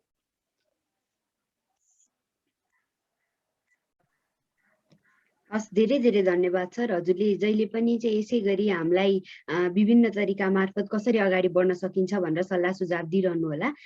त्यो बाहेक मैले फेरि पनि हाम्रा जो पार्टिसिपेन्टहरू हुनुहुन्छ, सहभागीहरू हुनुहुन्छ, यहाँ मात्रै नभएर फेसबुकको लाइभ मार्फत पनि हामीलाई सुनिरहनु भएको छ।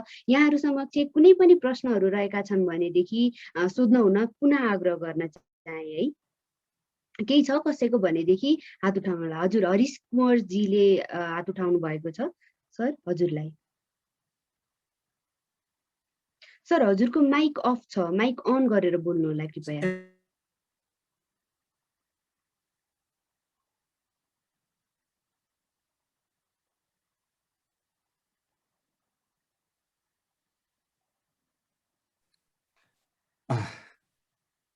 भिजिबल भयो? Is it visible? Yes yes. Thank you Vandanaji मलाई यो फ्लोर दिनुभएकोमा। आजको यस राष्ट्रिय खाद्य बैंक लिमिटेडका अध्यक्ष शङ्कर उप्रेतीज्यू, पूर्व अर्थमन्त्री, यद्यपि उहाँ यस फ्लोरबाट बाहिरिसक्नु भएको छ। त्यसै गरी प्राध्यापक डाक्टर जीवनाथ धितालज्यू लगायत आजको यस भर्चुअल मिटिङमा उपस्थित हुनुभएका सम्पूर्ण विज्ञहरू, विभिन्न सेक्टरका विज्ञहरू र प्रबुद्ध व्यक्तित्वहरूमा म हरिश कुँवर को तर्फबाट म सन्ध्याकालीन नमस्कार भन्न चाहन्छु।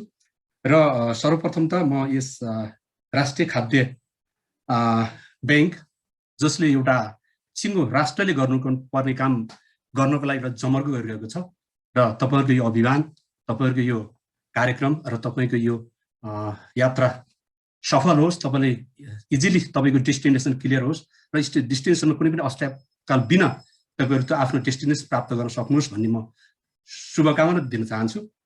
र मैले अघि नै भने कि यो राष्ट्रले गर्नुपर्ने काम थियो। वास्तवमा नेपाल हामीले पढ्दा, हामी केटाकेटी हुँदा पढ्दै गर्दा 94% नेपाल चाहिँ कृषिमा आधारित छ नेपालको जनताहरू र बाँकी 6% मात्रै अन्य सेक्टरमा छ भनेर हामीले पढेका थियौँ। र आज आइपुग्दा नेपाल लाग्छ रेमिटेन्सको हिसाबले रेमिटेन्सले बाँचेको छ। अघि हाम्रो पूर्ववक्ताज्यूले पनि भनिसक्नु भएको छ र 30% हामी रेमिटेन्सबाट हाम्रा ऊर्जाहरू हामी विदेशको भूमिमा खर्च गरिरहेका छौँ।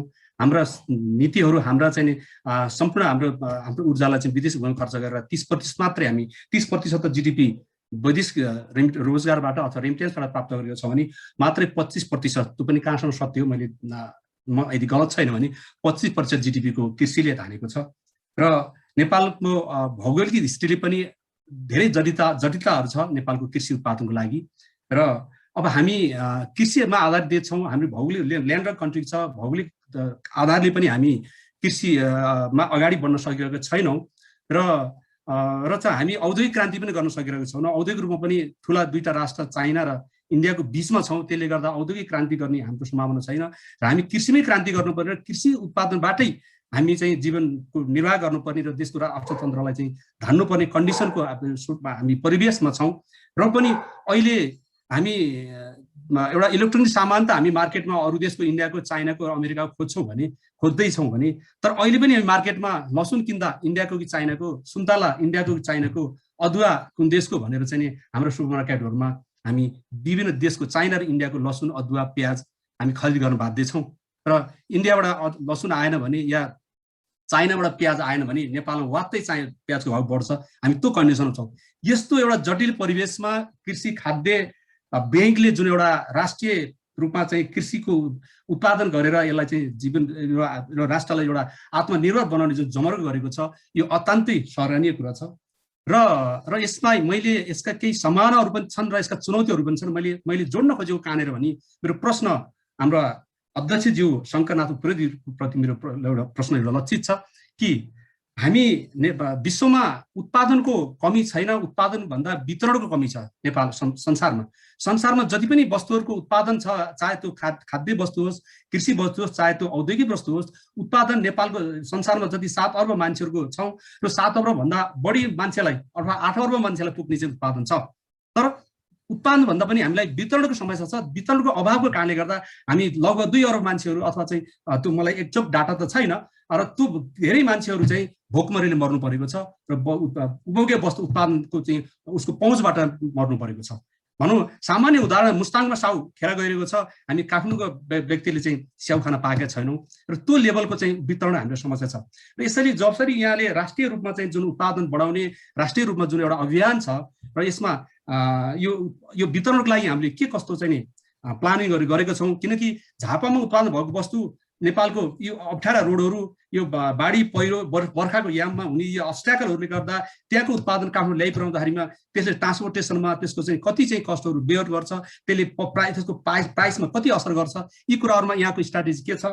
र अर्को कुरो अघि नै मैले भने, नेपालमा अहिले पनि चाइनाको स्याउ, इन्डियाको चाहिँ अदुवा अथवा चाहिँ लसुन चाहिँ आइरहेको छ भने मैले सुनेको छु कि चाइनामा त नेपालको एउटा सिङ्गै नेपाल जत्रो नभने एउटा नेपालको हामी 7 प्रदेश एउटा प्रदेश जत्रो चाहिँ एउटा कल्टिभेसन फार्म छ। हाम्रो प्रदेश जत्रो एउटै फार्म छ जहाँ हेलिकप्टरबाट चाहिँ बिउ बिजन छरिन्छ, हेलिकप्टरबाट कीटनाशक औषधि छरिन्छ। त्यो लेभलको चाहिँ एउटा ह्युज उत्पादन गरेर उनीहरूले चाहिँ जति बढी ठुलो मात्रामा उत्पादन गर्न सकिन्छ त्यति त्यसको कस्ट मिनिमाइज हुन्छ। त्यो अर्थमा चाइनाको स्याउ अथवा चाहिँ इन्डियाको चाहिँ लसुन चाहिँ नेपालमा सस्तो मूल्यमा आएको छ भने त्यो कम्पिटिसन गर्नको लागि यहाँको के स्ट्राटेजीहरू छ र कसरी अगाडि बढ्ने यो प्लान गर्नुभएको छ, समग्रमा मेरो क्वेसन यहाँनिर छ। र यति भन्दै म मेरो भनाइहरू अहिले मेरो प्रश्न यही अन्त्य गर्छु र फेरि रहँदा बस्दा आउँदा दिनहरूमा पनि फेरि यो इन्ट्रेक्सन अन्तर्क्रिया गर्दै जानेछौँ। धन्यवाद। हस्, धेरै धेरै धन्यवाद हरिशजी। यहाँको प्रश्नसँग मिल्दोजुल्दो अर्को पनि एउटा प्रश्न आएको छ। त्यसमा चाहिँ हाम्रो हिक्मेत माझीज्यूले अछामबाट सोध्नु भएको छ यो प्रश्न। उहाँ भन्नुहुन्छ, यस राष्ट्रिय खाद्य बैङ्क लिमिटेडबाट गाउँघरमा रहेको विभिन्न कृषि पेसामा लागेका किसान कृषकहरूले यसबाट कस्तो लाभ लिन सक्छन्, त्यो एउटा जानकारी उहाँले खोज्नु भएको छ भने। अर्को कुरा, यो राष्ट्रिय खाद्य बैङ्कमा सेयर हुनको लागि के कति लाग्छ, कसरी हुने भन्ने खालको प्रश्न राख्नु भएको छ। मैले पुनः हाम्रो अध्यक्षज्यू शङ्करनाथ उप्रेती सरलाई नै यो दुईटै प्रश्नहरूको उत्तर दिनको लागि निमन्त्रणा गरे। सर, हजुरलाई। सर, हजुरको म्युट छ सर। हरिशजी धन्यवाद। जसरी हरिशजी हितमतजीले यो राम्रो प्रश्नहरू सोध्नुभयो, जो यो आवश्यक पनि छ र अब हामीले के गरिरहेका छौँ भन्दा यो सुरुको अर्गनाइजेसन अहिलेको हाम्रा चाहिँ स्ट्रक्चरहरू, हाम्रा बनावटहरू, अनि हामीले त्यसलाई बनाएका चाहिँ प्लानिङहरू, हामीले गरिरहेका योजनाहरू, त्यसको बारेमा जानकारी गराउने जुन यो एउटा अवसर दिनुभयो, त्यसको लागि यहाँहरूलाई हार्दिक धन्यवाद। पहिला म हरिशजीले सोधेको कुरा गर्छु।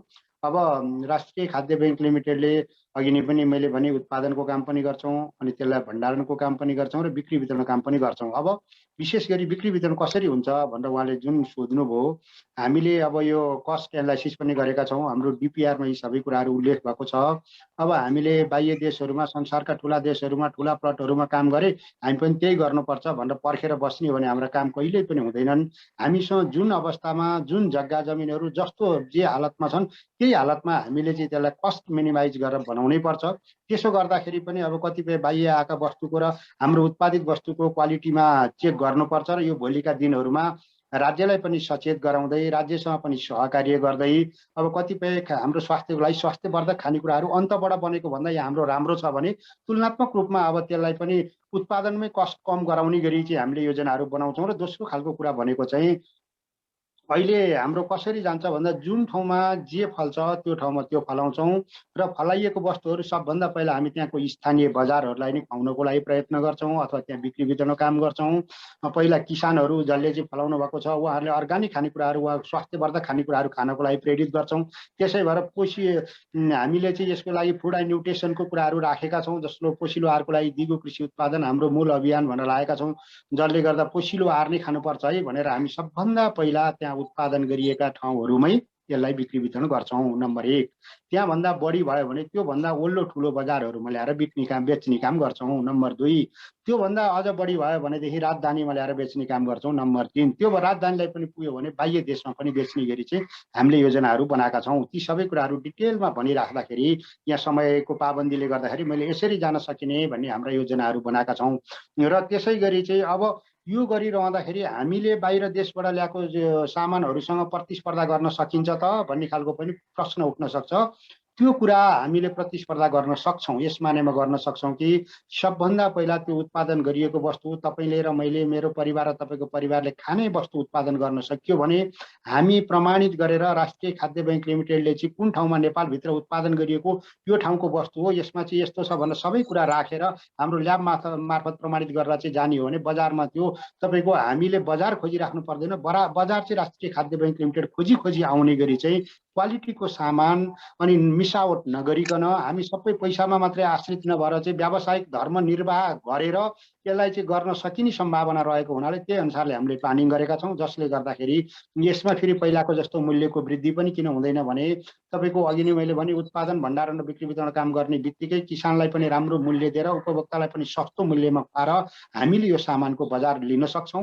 जसले गर्दाखेरि हामीलाई पीर चिन्ता के भनेको भने हामीले उत्पादन गरिरहेको वस्तुले हाम्रो बजारमा पुर्याउन सकिँदैन कि अब राष्ट्रिय खाद्य बैङ्क लिमिटेडसँग वस्तुहरू दिन लाग्दाखेरि चाहिँ 3 महिनाको लागि दिने, 6 महिनाको लागि दिने अथवा 1 वर्षको लागि दिन सकेन भने त हुँदैन। त्यसले गर्दा 12 महिना खुवाउन सक्ने गरी सबभन्दा पहिला म खान्छु, मेरो परिवारलाई खुवाउँछु, हाम्रो सेयर सदस्यहरू हुनुहुन्छ, तपाईँ हामी जो लगानी गर्ने साथीहरू छौँ अथवा त्यसमा चाहिँ हामी इच्छा गर्ने व्यक्तित्वहरू छौँ उहाँहरूलाई खुवाउने गरी तयारी गरेका छौँ। जसले गर्दाखेरि अहिले हामीले अन्नबालीबाट सुरुवात गरेका छौँ। बिस्तारै तरकारी बालीहरू, दही दुधहरू, चिया कफी, जडीबुटी, माछा मासु, फलफुल यी सबै कुरामा चाहिँ कुनै दिन हाम्रो चुलामा चौकामा चाहिने पर्ने जति कुरा सबै राष्ट्रिय खाद्य बैङ्क लिमिटेडले तयारी गर्ने प्रतिबद्धताका साथ योजना प्लानिङ बनाएर हामी अगाडि बढेका छौँ। स्वभावले यो कुराहरूमा हामी राज्यसँग रहेर, स्थानीय निकायसँग बसेर, प्रादेशिक सरकारसँग बसेर पनि समन्वय गरेर कतिपय अप्ठ्याराहरू हटाउँदै जानेछौँ। अब त्यसै गरी हाम्रो हितमजीले सोध्नुभयो कृषकहरूले कसरी लाभ लिन सक्छन् भन्दा अब मैले अघि नै भने किसानहरूलाई चाहिँ सबभन्दा पहिला यो किसानहरूलाई धनी बनाउनको लागि किसानहरूले उत्पादित गरिएको वस्तुहरूलाई व्यवस्थापन गर्नको लागि सबभन्दा पहिला नेपाली किसान मात्रै यस्तो किसान हो जसले चाहिँ आफ्नो वस्तुको मूल्य तोक्न सकेको छैन अहिलेसम्म। मेरो यति लागत परेको छ मलाई यति प्रफिट दिएर जाऊ भनेर भन्यो भने त्यो उसको सामान बिक्दैन, कुहिएर गएको छ जान्छ। जसले गर्दाखेरि चाहिँ अब हामी राष्ट्रिय खाद्य बैङ्क लिमिटेडले एकैचोटि 77 जिल्लामा जम्मै ठाउँका वस्तुहरूमा हात हाल्न सक्दैन, किनभने हाम्रा पनि सीमितता छन्, हामी पनि बाध्य, हाम्रा पनि चाहिँ क्राइटेरियाहरू छन्, मापदण्डहरू छन्। यी सबै खालका कुराहरूले गर्दा एकैचोटि सबै कुरो सकिँदैन। अब बिस्तार अन्नबालीबाट हामीले चाहिँ यो कामलाई सुरु गऱ्यौँ। अन्नबालीबाट चाहिँ एउटा रफ्तार लिइसकेपछि हामी अर्को बालीबाट जान्छौँ, जसले गर्दा कि त्यति बेर अहिले अन्नबालीसँग जोडिनु भएको किसानहरूसँग हामी सहकार्य गर्छौँ। त्योभन्दा पछाडि तरकारी बालीहरूमा लागेपछि तरकारी बालीहरूसँग जोडियो किसानहरूसँग, दही दुधमा हाम्रा चाहिँ डेरीहरू बनाएर चाहिँ दही दुधको काम गर्न लगाएपछि चाहिँ दही दुधमा जोडिनु भएको किसानहरूसँग एवं भित्र सबै किसानहरूसँग जोडिँदै हामी जानेछौँ र उहाँहरूका वस्तुहरू हामी उचित मूल्यमा लिनेछौँ। त्यसै गरी अब यसमा चाहिँ अहिले किसानहरूको एउटा सम्भावना के भने एउटा उत्पादनको काममा उहाँहरू जोडिन सकिनुभयो, अर्को सियरको काममा सियरमा जोडिन सक्नुभयो। यहाँ सोध्नु भएको छ सियरमा कसरी चाहिँ हामी सहभागी हुने भनेर। अब जसले गर्दा यो बैङ्कको मालिक म हुन चाहन्छु, यो बैङ्कको चाहिँ मेरो पनि हो भने अपनत्व लिन चाहन्छु, यसबाट आएको प्रफिट म पनि सियरिङ हुन सक्छु भनियो भने हाम्रो नेपाल सरकारको कम्पनी रजिस्टरको कार्यालयमा दर्ता भएको कम्पनी ऐन अन्तर्गत चलेको हुनाले यसका त्यो कम्पनी ऐनको चाहिँ जुन कुरा छ त्यही अन्तर्गत कम्पनीले खोलिदिएको ट्र्याक बाटोबाट हामी हिँड्नुपर्ने भएको हुनाले त्यही अनुसारका नियम हामीले यसमा लागू गर्नुपर्छ। जसले गर्दाखेरि अहिले सियर लिनको लागि चाहिँ हामीले सियर फारम भनेर चाहिँ बनाएका छौँ। त्यो सियर फारमहरू तपाईँहरूले लिन सक्नुहुनेछ, हाम्रो वेबसाइटमा पनि छ, हाम्रा चाहिँ उसमा हाम्रो चाहिँ गतिविधिहरू प्रचारका गतिविधिहरूमा ती सबै ठाउँमा छ। डाउनलोड गरेर त्यसलाई तपाईँहरूले लिन सक्नुहुन्छ र भरेर हामीलाई पठाउन सक्नुहुन्छ। अनि कृषि विकास बैङ्कमा, प्राइम बैङ्कमा, त्यसै गरी चाहिँ सानिमा बैङ्कहरूमा हाम्रो राष्ट्रिय खाद्य बैङ्कको खाता नम्बर छ। खाता नम्बर पनि हामीले त्यहाँ उल्लेख गरेका छौँ। त्यसमा तपाईँले 1000 कितासम्म कम्तीमा लिन सक्नुहुन्छ। 1000 किताभन्दा बढी चाहिँ आवश्यकता पर्यो भने त्योभन्दा बढी पनि लिन सकिन्छ। 1000 किता 100 रुपियाँका दरले गर्दाखेरि 1 लाख रुपियाँ पैसा हुन्छ। त्यो पैसा जम्मा गरेर चाहिँ हामी यहाँ रहन सक्छौँ। अब यहाँ प्रश्न उठ्छ के किसानले 1 लाख रुपियाँ पैसा हाल्न सक्छ त? यो धनीहरूको लागि बनाइएको हो कि क्या हो भन्ने खालको कुरा पनि कता कति जिज्ञासा उठ्न सक्छ। अघि नै मैले यहाँको बिचमा के नम्र निवेदन गरेँ भने यो कम्पनी ऐन अन्तर्गत चल्ने भएको हुनाले त्यसका पनि विधि प्रक्रियाहरू छुट्टै छन्। अब एकछिन हामी कम्पनीपट्टि लाग्ने हो भने कुनै एकजना किसानको चाहिँ त्यहाँ हामीले सेयर प्रमाणपत्र उहाँको दिनुपर्छ। सेयर प्रमाणपत्र दिनको लागि बैङ्क खातामा पैसा डिपोजिट गर्नेदेखि त्यसको स्टेटमेन्ट लिएर जानेदेखि कम्पनी रजिस्टरमा गएर उहाँहरूलाई चाहिँ त्यो प्रमाणित गराएर ल्याउँदाखेरि एकदमै झन्झटिलो प्रक्रिया र प्रोसेस भएको हुनाले त्यतापट्टि जानको लागि धेरै सानो रकममा हुँदाखेरि हामीलाई एकदम चाहिँ अप्ठ्यारो हुने हुनाले हामीले कम्तीमा पनि 1 लाख रुपियाँ पैसाको अथवा 1000 किता सेयर चाहिँ लिनुपर्छ है भन्ने खालका कुरा राखेर चाहिँ अगाडिपट्टि बढेका छौँ। अब यसमा चाहिँ केही समस्या कसरी जाने के गर्ने त्यसका पनि केही जटिलताहरू भयो भने तपाईँ हामी फोनाफोन मार्फत पनि कतिपय कुराहरूको बाटो निकासा निकाल्न सक्नेछौँ। जसले गर्दाखेरि चाहिँ हामी अहिले भनेको राष्ट्रिय खाद्य बैङ्क लिमिटेडले प्रमोटर सेयरको रूपमा यो आइपिओमा पनि पछि जान्छ। आइपिओमा जाने बेला पब्लिकहरूको लागि छुट्टै हुन्छ। अब भनिराख्नु परेन जो कम्पनी ऐन अन्तर्गत चाहिँ 30% रकम चाहिँ पब्लिक सेयरको लागि छुट्याएका छौँ र छुट्याउनु पर्छ। त्यही ढङ्गले चाहिँ अहिले हामीले चाहिँ 1 अर्ब रुपियाँ चाहिँ चुक्ता पुँजी अन्तर्गत हामीले 70 करोड रुपियाँसम्म लिन पाउने हो। त्यो प्रतिबद्धता हाम्रो धेरै साथीहरूको आएको छ, किनभने हामीले 1000 कितादेखि 3 लाख कितासम्म, कम्तीमा 1000 किता बढीमा 3 लाख कितासम्म लिनु सकिन्छ भनेका थियौँ। 3 लाख किता भनेको 3 करोड रुपियाँ हुन्छ। 3 करोड रुपियाँ लिने साथीहरूको एकदम धेरै चाहिँ हामी कहाँ माग आएको छ। तर हाम्रो चाहना चाहिँ के छ भने धेरै पैसा एकैजनासँग लिनु हुँदा धेरै साथीहरूलाई सहभागी गराएर थोरै थोरै पैसा लिएर चाहिँ यो राष्ट्रिय खाद्य बैङ्क लिमिटेडलाई चाहिँ मेरो बैङ्क हो भन्ने खालको बनाउनको लागि र अपनत्व दिलाउनको लागि हामी व्यापक रूपमा जनसहभागिता जुटाउँदै जानुपर्ने भएको हुनाले त्यसरी जाने गरी नै हामीले प्लानिङ गरेका छौँ। जसले गर्दाखेरि यो पहिलो अहिले चाहिँ हामीले राष्ट्रिय खाद्य बैङ्कको प्रमोटर सेयरको लागि असार मसान्तसम्म यसलाई जम्मा गरौँ भन्ने खालको कुरा चाहिँ बोर्डले निर्णय गरेर आएको थियो र त्यही अनुसारको गतिविधि हामी लागेका छौँ। अहिले केही साथीहरूका चाहिँ हामीलाई जिज्ञासाहरू छन्, सुझावहरू छन्, सल्लाहहरू छन्। यति चाँडै तपाईँहरूले यसलाई बन्द नगर्नुहोस्, किनभने हामी चाहिँ एकदम दुर्गम ठाउँहरूमा छौँ, बैङ्कमा पुग्ने टाइम लाग्छ, असारको बेला छ, कोभिडले हिँड्न सकिएको छैन, गाडीहरू खुलेका छैनन्। त्यसले गर्दाखेरि धेरै यावत समस्या हुँदाहुँदै यस्तो बेलामा तपाईँहरूले चाहिँ अलिकति पछिसम्म सार्दैदेखि हामीलाई राम्रो हुन्थ्यो कि भन्ने सल्लाहहरू पनि छन्। अब त्यो पनि उचित समयमा उचित निर्णय हुनेछ भन्ने कुराको जानकारी गराउँदै अहिले जे निर्णय भएको छ त्यो कार्यान्वयन गराउने पक्षमा हामी रहेका छौँ भन्ने कुराको यहाँलाई निवेदन गरेँ। धन्यवाद। हस्, धेरै धेरै धन्यवाद अध्यक्षज्यू। अब हामी निर्धारित समयको अन्त्यतिर आइपुगिसकेको अवस्था छ र पनि हामीसँग दिपेन्द्र छेत्री जस्तो मूर्धन्य व्यक्तिले मलाई चाहिँ 1 मिनट थोरै बोल्नको लागि समय दिनुहोस् भनिरहनु भएको हुँदा उहाँहरूलाई सुन्नको लागि त हाम्रो अहोभाग्य हुन्छ भन्दै एकैछिन मैले हाम्रो सरलाई समय दिन चाहे। दिपेन्द्र सर, अब हजुरलाई।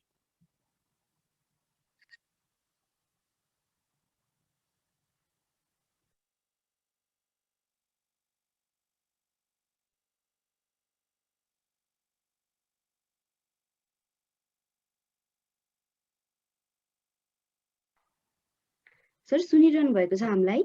ल अब धन्यवाद, आइपुग्यो कि म जस्ट 1 मिनट भन्दा बढ्दा लिँदिनँ। आजको यो छलफलको विषयमा 3टा विषय मुख्य कुरा थियो।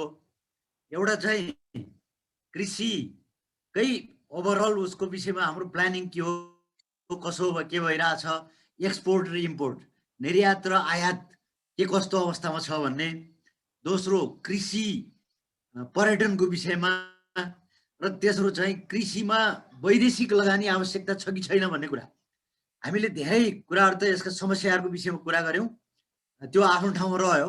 तर पनि अब म एक्सपोर्ट र इम्पोर्टको विषयमा के भन्छु भने हामीले गुन्द्रुकदेखि लिएर चामलसम्म आयात गर्दा रहेछौँ, लसुनसम्म आयात गर्दा रहेछौँ हैन।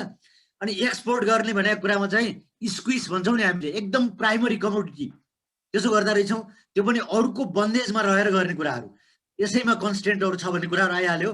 अब कृषि पर्यटनकै विषयमा आउँदाखेरि लामो छलफल त भयो। हामी कहाँ पनि सानोतिनो रूपले चाहिँ सुरु भइसकेको छ भन्ने म निवेदन किन गर्न चाहन्छु भने अस्ट्रिच फार्ममा भैरवामा केही शुल्क लिएर त्यहाँ आगन्तुकहरूलाई चाहिँ प्रदर्शन गर्ने काम चाहिँ भइरहेको छ। र त्यस्तै कास्कीको पनि यो माछाको फार्म छ सानो होइन, त्यहाँ खाने बस्ने सुविधादेखि लिएर अनि फार्म डेमोन्स्ट्रेट गर्ने कुराहरू पनि भइरहेछ। सुरुवात त भएको छ तर स्केल धेरै नभएको हुनाले यसमा पनि समस्याहरू छन् भन्ने भयो। र लास्टमा म के भन्छु भने नेपालमा कृषि क्षेत्रमा वैदेशिक लगानी आवश्यक छ कि छैन भने राष्ट्रिय छलफलकै विषय हो। अधिकांश किसानहरू साना किसान भएको हुनाले हामीले ती सार्कहरूलाई लगानी गर्ने मौका दियौँ भने अब त्यो कृषिमा आधारित हुने जनसङ्ख्या अहिले त 65% भनेका छौँ, स्वाटै गरेर 10-15% भन्दा हुन सक्दैन। र अरू थप भनौँ न विदेशमा काम गर्न जानेहरूको जस्ता हामीले चाहिँ निर्धारित गर्छौँ। त्यस कारणले तत्कालको लागि वास्तवमा बाह्य पुँजी लिएर आएर मतलब सरकारले चाहिँ आलो गर्नुहुन्छ भन्ने दृष्टिकोण म राख्दिनँ।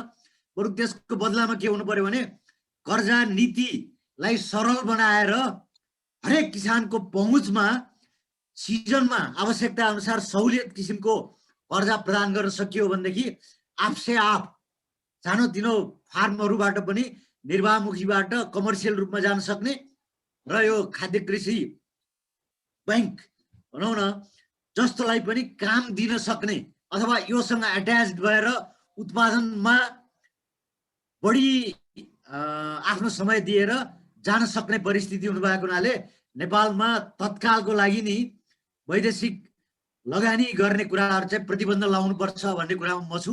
र यति नै भन्दाखेरि म आफ्नो कुरा चाहिँ टुङ्ग्याउँछु। धन्यवाद। हस्, धेरै धेरै धन्यवाद सर हजुरलाई पनि यहाँको समयको लागि र यहाँले राख्नु भएको कुराहरूको लागि पनि। त्यसै गरी अब हामीसँग मदन राज भट्ट सर हुनुहुन्छ, उहाँ गाउँ वैज्ञानिक पनि हुनुहुन्छ, उहाँले पनि थोरै केही कुरा राख्न खोज्नु भएको छ। मदन सर, अब हजुरलाई। धन्यवाद वन्दनाजी, सबैलाई नमस्कार। म धेरै ब्याकग्राउन्ड भन्दा पनि मैले आफ्नो लागेको कुरा भन्न चाहन्छु। हाम्रो पूर्व मन्त्रीज्यू सुरेन्द्र पाण्डेज्यूले केही कुरा कति राम्रो कुराहरू राख्नु भएको छ। जस्तो तोकेको क्षेत्रमा तोकिएको बाली लगाउन सक्यौँ भने खास गरेर तराईमा त यो लागु हुँदैन, अलि गाह्रो हुन्छ किनभने हामीले एउटा बाली मात्रै लगाउँदैनौँ, 2-3वटा बाली लाग्ने सम्भावना पनि हुन्छ कुनै ठाउँमा। तर पहाडको लागि चाहिँ यो बडा उपयुक्त हो। यो चाहिँ हामीले तोकेको ठाउँमा चाहिँ अब जहाँ कुन किसिमको फलफुल हुन्छ त्यही किसिमको क्षेत्र तोकेर चाहिँ त्यो उ गर्न सकिन्छ। हाम्रो डाक्टर धिताल सरले अब यो धेरै कुराहरू उठाउनु भएको छ। अब अमेरिकामा अब 2% मात्रै कृषकहरू छ, तर विश्वलाई खुवाउन सक्छ। इन्डियाको कुरा छ, चाइनाको कुरा छ। अब हाम्रो स्थिति चाहिँ अब युएस, अमेरिका र चाइना, इन्डियाको जस्तो छैन। त्यहाँ ठुल्ठुला फारमहरू छ, एउटै किसानले हजारौँ बिघामा खेती गरेको हुन्छ। हाम्रो चाहिँ फ्रेगमेन्टेसन, साना किसानहरू छ र त्यो चाहिँ अलिकता गाह्रै छ। हामीले जहाँ जस्तो हुन्छ त्यही किसिमले जानुपर्ने हुन्छ। म एउटा सानो उदाहरण दिन्छु। यो सन् 2016-17 देखि हामीले बाँके बर्दिया कैलाली कञ्चनपुरमा एउटा अभियान चलायौँ हामीले। यो चाहिँ गहुँ काटिसकेपछि धान रोप्नुभन्दा पहिले हाम्रो 80 देखि 90 दिनको ग्याप हुँदो रहेछ। त्यहाँ त्यो ग्यापमा चाहिँ हामीले किसानहरूलाई प्रशस्त मात्रामा तालिम दियौँ। हामीले यो पुस माघदेखि नै गाउँमा गएर हामीले तालिम दियौँ र उनीहरूलाई के कन्भिन्स गरायौँ भने यो 60-70 दिनको जुन 80-90 दिनको ग्याप छ त्यसमा हामीले मुङ खेती गर्न सक्यौँ भने एउटा मनज्ञ किसिमको आम्दानी पनि हुन्छ, अनि माटोको उर्वरा शक्ति पनि बढ्छ र चाहिँ यो न्युट्रिसन सेक्युरिटी, कुपोषणलाई पनि दूर गर्न सकिन्छ भनेरले हामीले गाउँमा गएर तालिम दिएर अहिले चाहिँ बाँके बर्दिया कैलाली कञ्चनपुरका साना किसानहरू हुन्, ठुला किसानहरू हुन्, कम्तीमा चाहिँ हरेक किसानले चाहिँ 2-4 कट्ठामा भए पनि मुङ लगाउँछ। हामीले अध्ययन गरेका थियौँ। मुङ उत्पादन गरेको झन्डै 50% किसानहरूले चाहिँ बजारमा बिक्री गरेको छ, अनि 36% किसानहरूले चाहिँ त्यसलाई होम कन्जम्सन भने न्युट्रिसन सेक्युरिटी पनि भयो। बजारमा चाहिँ अहिले पनि मुङको चाहिँ 1 क्विन्टलको 15,000 रुपियाँ पर्छ। 150 रुपियाँ प्रति केजीका दरले बिक्री भइरहेछ। मैले पनि हमेसा किनिरहेको छु किसानहरूबाटै। र यसले चाहिँ 1 हेक्टरमा चाहिँ झन्डै 50 केजी नाइट्रोजन बराबरको चाहिँ वायुमण्डलको नाइट्रोजन फिक्स गर्छ, माटोको उर्वरा शक्ति बढ्छ र धानलाई चाहिँ हामीले जुन युरिया हाल्छौँ त्यसको प्रशस्त मात्रामा कटौती गर्न सकिन्छ। र 60-70 दिनमा 1 हेक्टरमा 1,20,000 सम्म आम्दानी गर्न सम्भव भएको छ। किसानहरूले अहिले पनि त्यो गरिरहेको छ। र 60-70 दिनमा कसैले ल 80,000 आम्दानी गर्यो भने पनि कस्तो अट्र्याक्टिभ इन्कम छ। सानो जमिनमा पनि त्यति आम्दानी गर्न सकिन्छ भन्ने हामीले कोसिस गऱ्यौँ भने एउटा त माटोको उर्वरा शक्ति बढ्ने भयो, धानको उत्पादन बढ्ने भयो, अनि आकर्षक आम्दानी पनि भयो छोटो दिनमा, र चाहिँ पोषण सुरक्षा भयो। अनि त्यस्तै किसिमले अब हामी अमेरिकाको उदाहरण दिएर नेपालमा त्यस्तो गर्न सक्दैनौँ। 1987 म क्यालिफोर्निया गएको थिएँ। सक्रमेन्टोमा हवाईजहाजबाट धान ट्रान्सप्लान्टिङ भइरहेको थियो त्यति बेला। भनेपछि हामी कहाँ छौँ र अब डेभलप्ड कन्ट्रीहरू कहाँ छ? न्युजिल्यान्डमा 80,000 हेक्टरमा मात्रै गहुँ खेती हुन्छ। 99 टन प्रति हेक्टरका दरले त्यहाँ चाहिँ उत्पादकत्व छ। भनेपछि झन्डै 80, हाम्रो चाहिँ 7 लाख हेक्टर भन्दा पनि बढी गहुँ लाग्छ। त्यहाँ 80,000 हेक्टरमा चाहिँ झन्डै 7.5 लाख मेट्रिक टन चाहिँ गहुँ फलाइरहेछन्। भनेपछि उनीहरूको एक बाली हुन्छ। यो एउटा खेतमा अथवा एउटा क्षेत्रमा एउटा बाली, तोकेको बाली लगाउने भन्ने कुरा त्यहाँ लागू हुन्छ जहाँ चाहिँ प्रशस्त जमिन छ र प्रोडक्टिभिटी बढाउन सकिन्छ। हाम्रो देशमा चाहिँ त्यो बडा गाह्रो छ। तोकेको क्षेत्रमा तोकेको बाली मात्रै लगाएर सम्भव नहुन सक्छ। हाम्रा साना किसान, टुक्रिएको किसान, 80% साना किसान। अर्को कुरा के छ भने अब उहाँले बडा गजबको कुरा उठाउनु भएको थियो, भइरहेको पनि त्यही छ। अब हाम्रो जग्गा जमिनको चाहिँ अब खरिद बिक्री चाहिँ नफाको लागि भइरहेछ। कहाँ छ, बाटो कहाँ गएको छ, अनि चक्ला के अरे घडेरीमा हाम्रो अति के अरे उत्पादनशील जग्गा चाहिँ हाम्रो घडेरीमा गइरहेछ। उदाहरणको लागि म रूपन्देहीमा झन्डै म 30 वर्ष बसेँ गाउँबाली अनुसन्धान कार्यक्रममा। त्यहाँको मणिग्राम शङ्करपुर क्षेत्र भनेको मणि फल्ने ठाउँ हो। त्यहाँ धानको लागि, गहुँको लागि, जेको लागि पनि। तर त्यहाँ अहिले कुनै खेती हुँदैन। त्यहाँ सबै चाहिँ सिमेन्टेड उभा छ, त्यो प्लटिङ गरेर सहरै बसाएको छ। त्यत्रो मणि फल्ने जमिन चाहिँ त्यस्तो भएको छ, त्यो कसले रोक्ने भन्ने कुरा आउँछ। फेरि नेपालमा अर्को प्रवृत्ति कस्तो छ भने कुनै किसानले कुनै राम्रो कुनै व्यवसाय गर्यो भने सबैले त्यसैमा लाग्ने र पछि त्यसको मार्केटै नहुने स्थिति पनि छ। पहिले हाम्रो बटाई पालन भन्ने एउटा सुरु भएको थियो। त्यसबाट 2-4 किसानले फाइदा उठायो अनि सबै त्यसैमा लाग्ने अनि चाहिँ मार्केटै नपाउने भन्ने कुरा पनि छ। अब हाम्रो अब संविधानले दिएका कुराहरू food sovereignty, right to food भन्ने हाम्रो देशमा कहाँ त्यो व्यावहारिकमा लागू भएको छ र यो चाहिँ अब त्यस्तै हो। अब हामीले चाहिँ हाम्रो देश सुहाउँदो परिप्रेक्ष्यमा चाहिँ काम गर्नुपर्ने हुन्छ, साना किसानहरूसितै काम गर्नुपर्ने हुन्छ र जहाँसम्मको यो चक्लाबन्दीको कुरा छ हामीले फोर्स गरेर चक्लाबन्दी गर्न बडा गाह्रो छ। हामीले भारत छिमेकी मुलुकको पनि हामीले उदाहरण लिन सकिन्छ। त्यहाँ गोली नै चलेको थियो, त्यहाँ चक्लाबन्दी गर्दाखेरि जबरजस्ती चक्लाबन्दी हुँदैन। हामीले सफूर्त चक्लाबन्दीलाई चाहिँ हामीले प्रोत्साहित गर्नुपर्ने हुन्छ। किसानहरू जहाँ जहाँ सम्भव छ त्यो हिसाबले अगाडि बढ्यौँ भने हामीले चाहिँ उत्पादन बढाउन सक्छौँ। धन्यवाद। हस्, धेरै धेरै धन्यवाद मदन सर हजुरलाई पनि। हजुरले पनि अब आउने विभिन्न हाम्रो चरणबद्ध छलफलमा एक दिन हजुरले पनि वक्ताकै रूपमा हुनको लागि हामीले हजुरसँग कुरा पनि गर्दै रहेको छौँ। अहिले नै पनि आफ्नो अमूल्य कुराहरू राखिदिनु भएकोमा धेरै धेरै धन्यवाद सर। अब हामीले तोकेको समयभन्दा हामी 15-20 मिनट अगाडि गइसकेको हुँदा अब थप प्रश्नहरू हामी लिँदैनौँ। मैले थोरै अब आउने हाम्रो नेक्स्ट कार्यक्रम जुन रहेको छ त्यो चाहिँ नि भाग 4 रहेको छ, त्यसको बारेमा जानकारी दिँदै समाप्तितिर जान चाहन्छु। अब आउने हाम्रो कार्यक्रम असार 31 गते रहेको छ, जुलाई 15 को दिन। त्यतिखेर हाम्रो कार्यक्रम यसरी साँझको बेलामा नभइकन दिउँसो 2:45 बजे हुनेछ। त्यो किन गर्न पर्यो भन्दाखेरि यो कार्यक्रम हामीले इन्टरनेसनल स्पिकर्सहरूलाई पनि बोलाएका छौँ। यसमा हाम्रो सिडनी युनिभर्सिटीमा ह्युमन राइट्सको चेयरको रूपमा कार्यरत रहनुभएका प्रोफेसर डेभिड किनले आउँदै हुनुहुन्छ। त्यसै गरी हाम्रो बेलायतमा एउटा आइएनजिओमा काम गरिरहनु भएको मरियम फारुकी, उहाँ अधिवक्ता नै हुनुहुन्छ। उहाँले राइट टु फुड सम्बन्धी विभिन्न क्याम्पेनिङहरू पनि गरिरहनु भएको छ। उहाँहरूलाई वक्ताको रूपमा बोलाएका छौँ भने हाम्रो नेपालबाट हामीले प्रदीप कुमार गेवाली सर हुनुहुन्छ, परराष्ट्र मन्त्रीको रूपमा पनि उहाँले काम गरिसक्नु भएको छ। उहाँलाई पनि वक्ताको रूपमा आमन्त्रित गरेका छौँ। त्यसै गरी हाम्रो प्रोफेसर गीता पाठक सङ्ग्रौला म्याम हुनुहुन्छ, उहाँले पनि फुड र ह्युमन राइट्सलाई रिलेट गरेर नै आफ्ना कुराहरू राख्नुहुनेछ भने doctor Krishna Prasad Oli sir national planning कमिसनमा अहिले मेम्बरको रूपमा कार्यरत हुनुहुन्छ। यतिजना व्यक्तित्वहरूलाई वक्ताको रूपमा छलफल गर्नका लागि भनेर आमन्त्रित गरेका छौँ। त्यो कार्यक्रमलाई बेलायतको, त्यसै गरी अस्ट्रेलियाको अनि नेपालको समय मिलाउन पर्ने हुँदा दिउँसो 2:45 बजे नै उपयुक्त हुने हुँदा 2:45 बजे असार 31 गतेका दिन कृषि र विकासको एउटा ब्रोडर थीम राखेर हामीले कार्यक्रम गर्न आँटेका छौँ। त्यो कार्यक्रममा पनि आज आमन्त्रित हुनुभएका, आज उपस्थित हुनुभएका सम्पूर्णलाई पुनः मैले निम्तो दिँदै आजको यो कार्यक्रम भने समाप्त गर्न चाहन्छु। यहाँहरू सबैजनाले आफ्नो समय दिनुभएकोमा धेरै धेरै धन्यवाद। हामीलाई यसै गरी माया गरिरहनु होला। हाम्रा वेबसाइटमा साथै हाम्रो फेसबुकको पेज, त्यसै गरी ट्विटर र लिङ्कडिनमा पनि हामीलाई फलो गर्नु हुन आग्रह गर्दछु। त्यसमा पनि पर्सि हुन लागेका कार्यक्रम साथसाथै अरू विभिन्न कार्यक्रमहरूको पनि हामी जानकारी दिइ नै रहनेछौँ। अहिलेलाई भने यहाँहरू सम्पूर्णलाई धेरै धेरै धन्यवाद भन्दै बिदा लिन चाहन्छौँ। धन्यवाद।